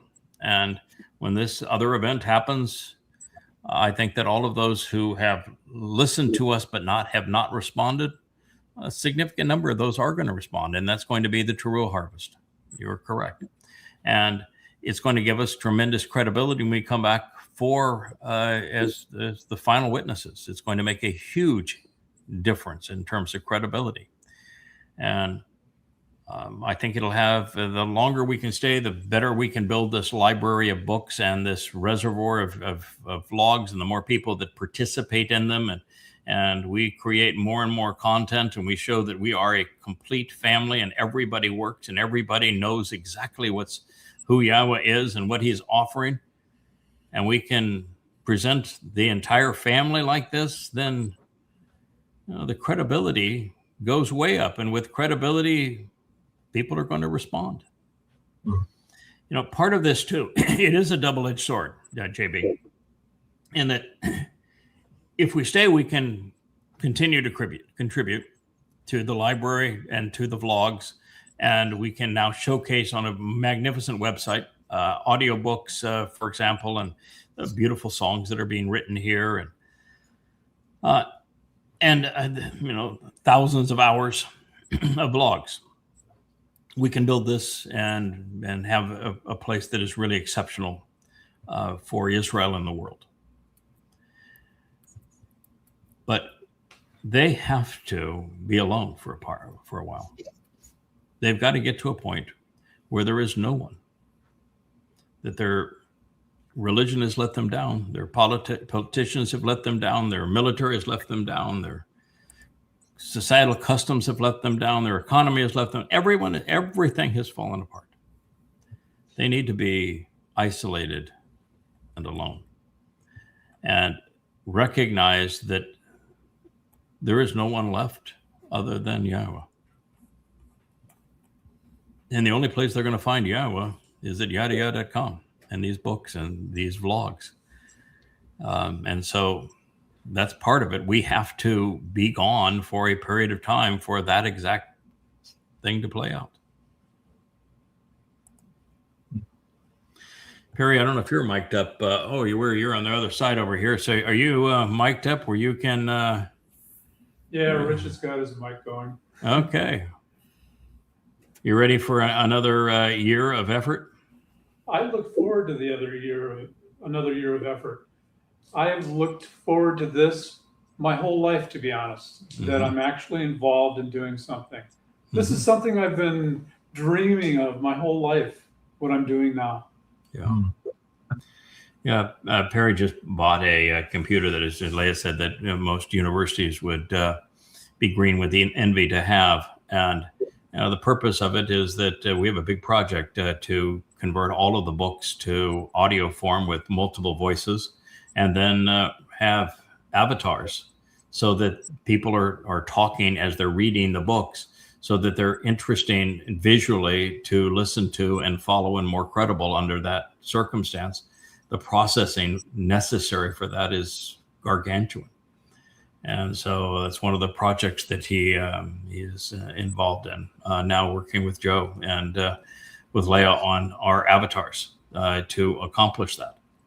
So, I've wanted to do linguistic research on the Hebrew language for many, many years, probably since I started listening to you when you started doing your translation.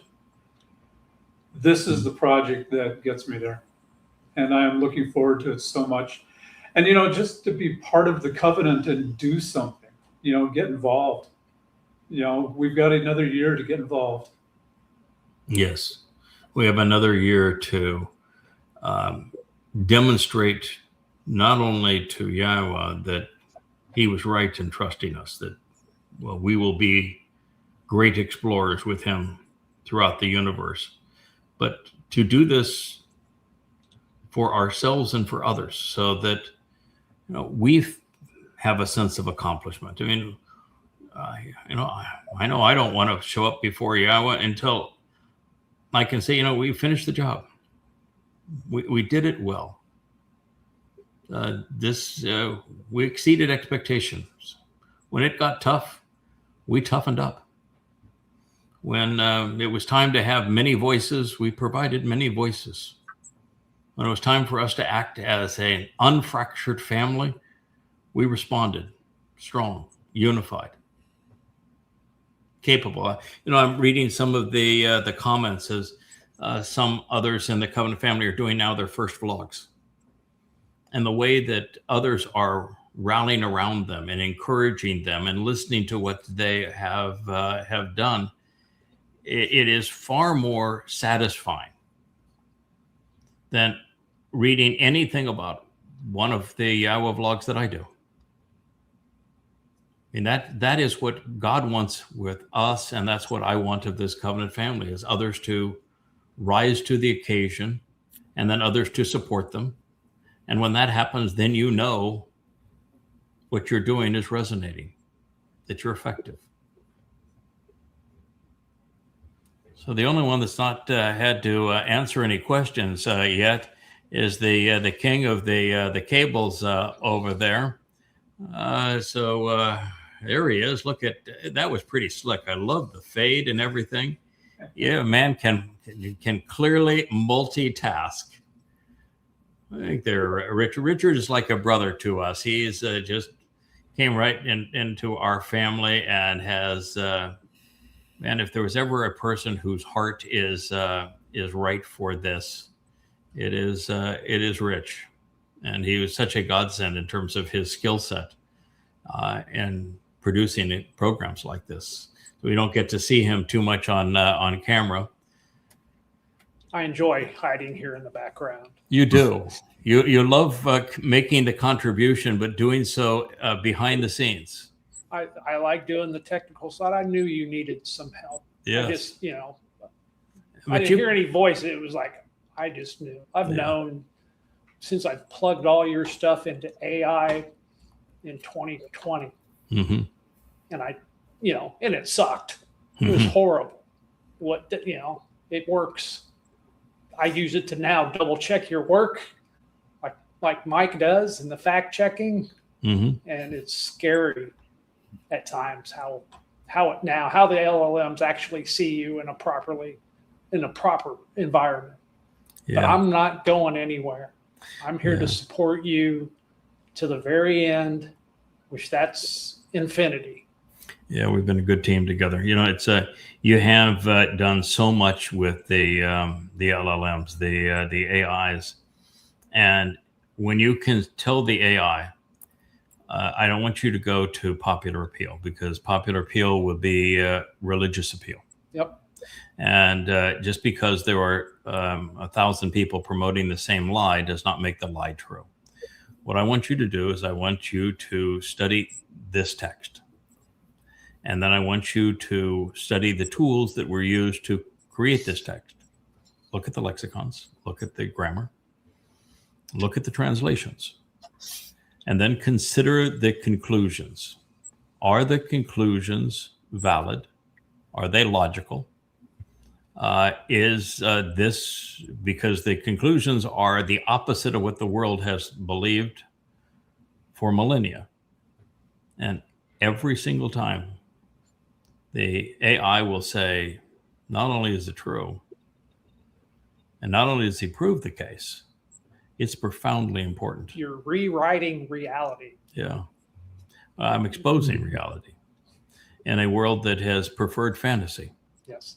And what's coming, people need to pay close attention this last year, because you're going to see a lot more subtle signs of things getting really bad, and nobody's going to pay attention. And they're going to get hit just like COVID came in. And we're like, how do we wind up here so quickly? Yeah. And that's going to happen all over the world. The world believes in the normalcy syndrome, and also in popular appeal. And popular appeal, of course, is what you see in social media. But the majority have been wrong always. That's why God says that when man became many, he became intolerable. So the popular appeal is always wrong. And the number of people who have known Yahowah and spoken for Yahowah have been very few throughout history. So we are in a rare community at a exceedingly important time. It's the single most important 7 years in human history right now. 4 Moedim are being fulfilled in 7 years.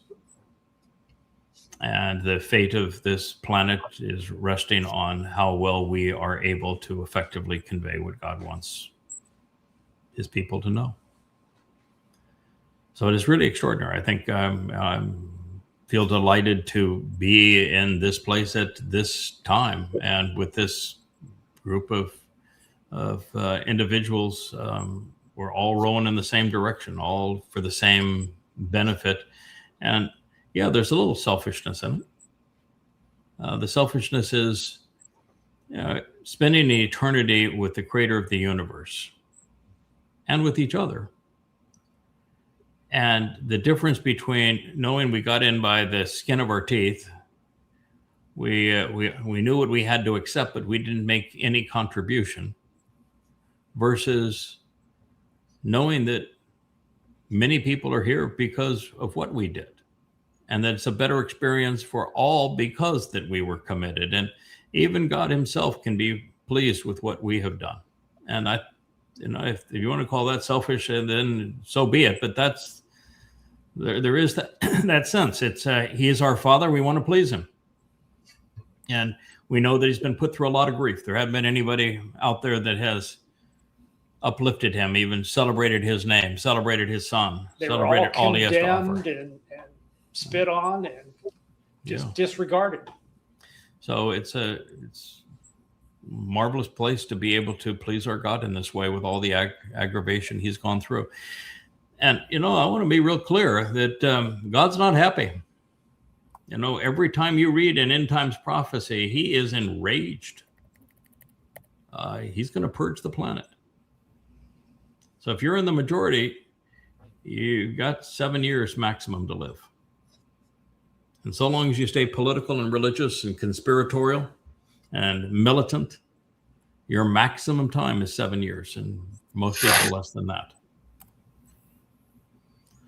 So that's what we're up against, but it ends happily ever after. There's a mortal remnant that's taken back into the garden, has 1,000 years to get their act together, and it's going to be ideal circumstances during that whole time. And there's going to be 2 harvests of covenant family that are hugely empowered and very, very important to God, and able to travel and explore the universe.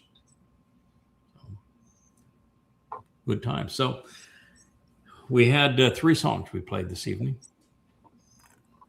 One that is the catalyst for where we are, Star-Spangled Cosplay. It's we're in this position today because Satan has possessed his stooge, and the world's going to pay a tremendous price because of the damage he's going to do. We can play that song.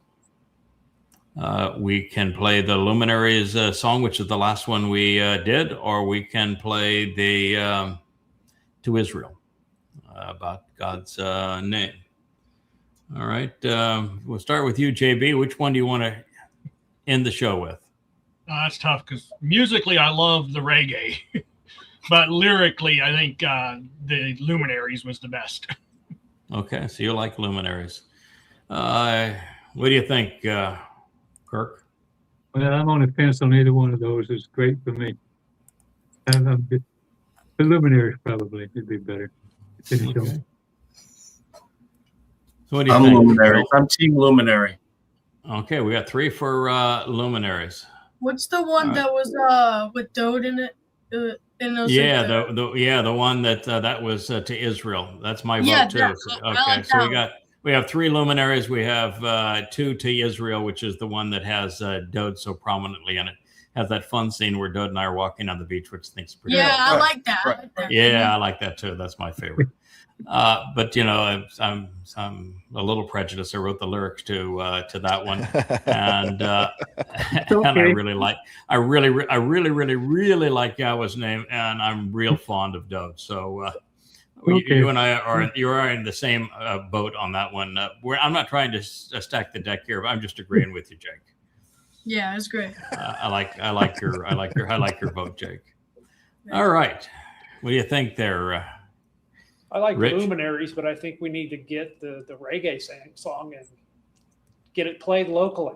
Yeah, I think we do. It would go over really well down here. It really would. But for the capper for the show, which one do you want to play? Luminaries. Okay, so we got 4 for Luminaries and 2 for To Israel. All right. So what do you think, Perry? I like the two Israel one, but I sort of agree with the Luminaries just because of the message it brings. Okay, so you're a split vote, Mike. Well, I actually have a question on the Cosplay video. Are the good witches supposed to represent someone in particular? Why are those in there in the video? Oh, I think it's because of the witches of Endor and No, there was literally a Wicca group promoting. Well, I know there actually is. I mean, that's real video. There is a group of witches that are promoting Trump, as what you would expect. But there's also been witches that have supported political figures that have had a disastrous effect on Israel. So I think that was the reason why she brought them in. I mean, the gremlins that are dancing with Trump and Melania, I think are really clever. She's just trying to say that this whole thing is demonic. Well, and it is. One of the faces kind of looked like someone in the Mother Goddess clique. Oh, really? Okay, well, I'm sure that's just coincidental. I didn't purely pick incidental. that up, but I didn't. Any resemblance to any person living or dead is purely coincidental. Yeah, purely coincidental. Purely coincidental. Yeah. It may be. I actually did not notice it. But if you were in her shoes, you would have every reason to want to do that. Is there a disclaimer at the end of the video, like JB? Well, I mean, Yahowah did call her all 3 names that he has for sorceress, whore, and adulteress. So he's thrown the full gauntlet at her. So if it's good enough for Yahowah, it's good enough for Leah. Okay. Well, I'll vote for Luminaries as far as the vote goes. Okay. Just had that question. All right. So all you could do, Kevin, is make it closer, but it's clearly going to be Luminaries. Yeah, but you can vote for Dr. Jeff. I think you said. Oh, that's right. Okay, so I can vote for Dr. Jeff. So what do you think, Kevin? Kevin's in control. He can have an. Well, Kevin can play whatever he wants. This is true. It's a Kevin Tater. I was firmly team Luminaries from the minute the show started tonight. I have loved that video. I love that song. That was the most fun project to work on I've had. That would be my vote by far. Okay. I even said to the team when it came out. And that's Mariah on the video, isn't it? Mm-hmm. Absolutely. That's all her. Yeah. Yeah. It's really good. It is really good. And of course, there's a lot of moments in there that are really kind of tear you up on what we're all about, and that is our story. That is the most important story I think we can tell right now. That God's got 2 luminaries, and He wants His people to listen to them. He's doing the best He can to get their attention. So Jake, pal, we got outvoted. Well, we got massacred, to tell you the truth. So it's. I tell you what we can do. Maybe we'll one of these days when we don't have school at 11 o'clock on a weekday, we'll get you in on the vlog on a vlog, and when we get you in on a day on the vlog, you and I will play to Israel. That's again. right. Yeah. Okay. Yeah. In fact, if you were to take the poetry of that, because you've done it now for. The 22nd, I don't know if the 22nd, no, yeah, you did it for the 89th, I think. You created a really good voice and cadence to delivering words that were being spoken as opposed to sung. One of these days, your dad, he has a copy of that. I've sent him the text of it. That's something you could probably do a really interesting variation of too. So. Yeah. All right. Sounds good. Worth a try on that, and we'll have you on the show. All right, so Kevin, it is Luminaries. I'm glad it was a fun project.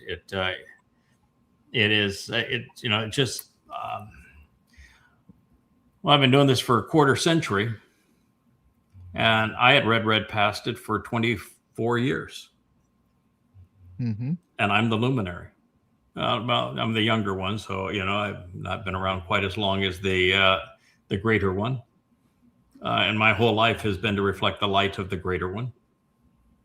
That's still a pretty cool deal, though. Your life story is reflecting the light of the greatest person who ever lived.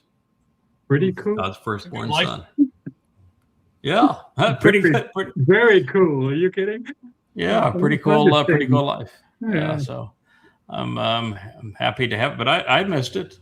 I knew it wasn't about the creation of the sun and the moon, and I knew that it had to do with the fourth day, which is when Dowd fulfills Pesach, Matzah, and Bikurim. Known that for better part of 20 years. Which put me in a league by myself in terms of accuracy. It's the thing that I would say about the Yahowah series. There's things that I'd go back and I'd refine, but still, the Yahowah series is the most accurate presentation of Yahowah ever written. Yeah, by a huge margin. And we're still learning more. I had one of our wonderful editors say, I'm touting the blog more than the books at this point. He says, there's a lot of people that don't want to ever listen to a video. They'd much rather read. That's how they rather process information. I happen to be one of the people I prefer to read. But I also know that this is the time that God wants us to speak to his people. And the speaking is actually a more effective way of communication, particularly today, than is reading. But I would share with her that there's not many people that are going to publish 3 books at the same time because they were writing 3 volumes concurrently. And that, one of those volumes is like 450 pages. One is going to be 700 pages. And the other one is 400 now. And will finish out at about 600 to 700 pages. And I'm writing them concurrently. So it's not like I've given up on books. No.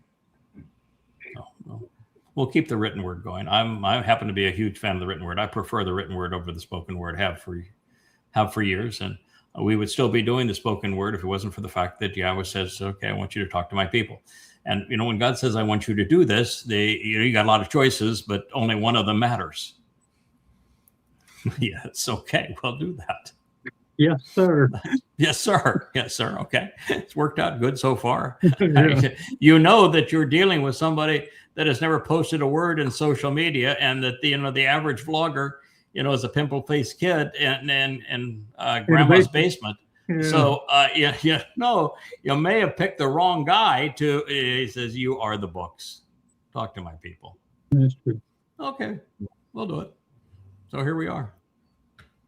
All right, so Luminaries it is would be our sign off on the show. Lovely to be able to do Shabuw'ah with you all. Shabuw'ah with you all. Well, I wish we had Leah here to do a final blast of the shofar. Maybe she's listening next door and can come back in after the song. So don't cut off the show just immediately. We'll see if Leah walked back in with the shofar. But let's play Luminaries. Make sure that I can see her backstage, like on your screen or something, and I won't cut it off, okay?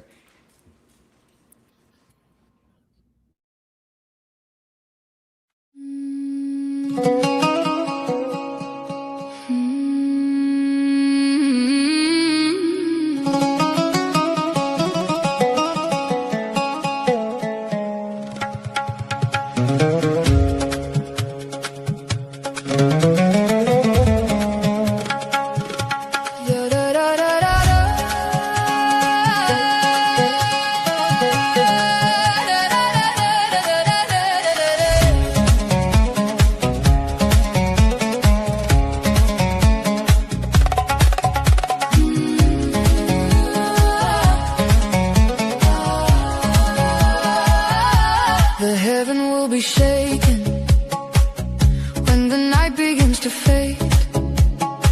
2 lights rise over history and the promise that Yahowah made. one to lead us out of Babel, one to call us by our name, guiding souls from lies and fog into covenant flame.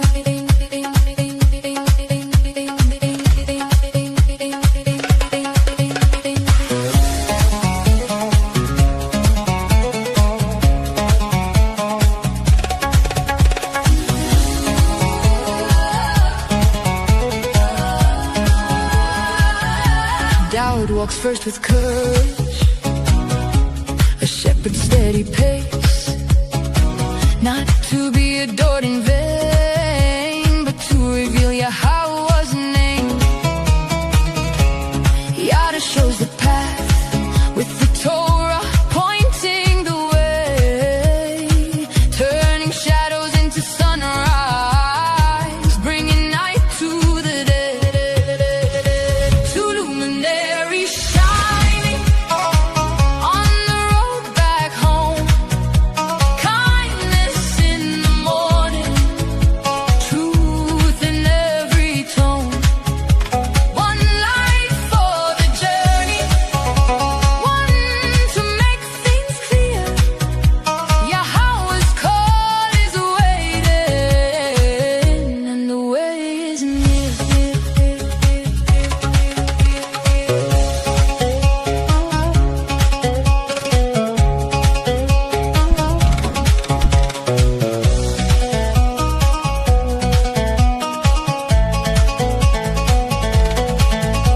No incense to tyrants, no praise for man-made gods. Hear the music of a people singing their return home. Through the smoke of false religion, through the noise of pride and fear, two bright lights are rising, and the path is clear. When the world is cold and crooked and the weak are made to bend, there is Yahowah's voice that beckons. There is still a better, and not by power, not by posture, not by empire's hollow spark, but by light that names the darkness, and by truth that cuts the dark. Two luminaries shining on the road back home, loving kindness in the morning, truth in every word. One light for the journey, one light to make things clear. Yahowah's call is waiting, and the way is near.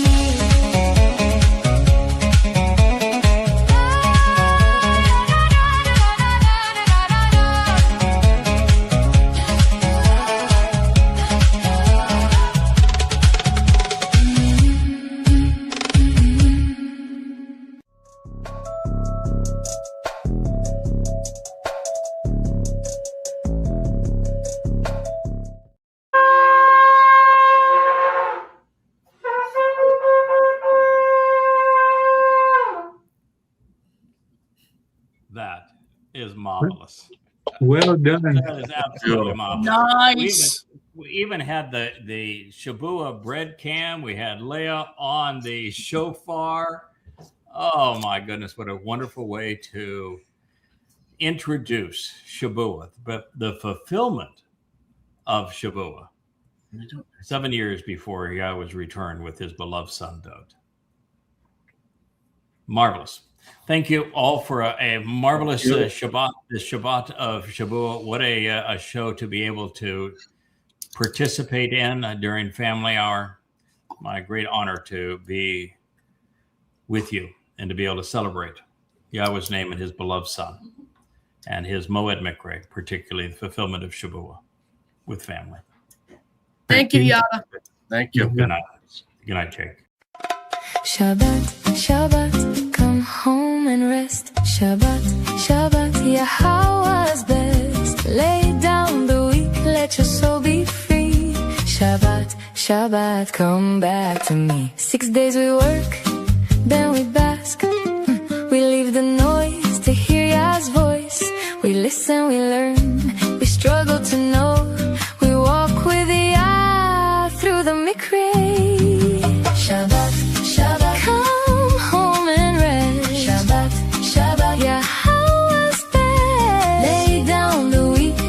soul be free. Shabbat, Shabbat, come back to me.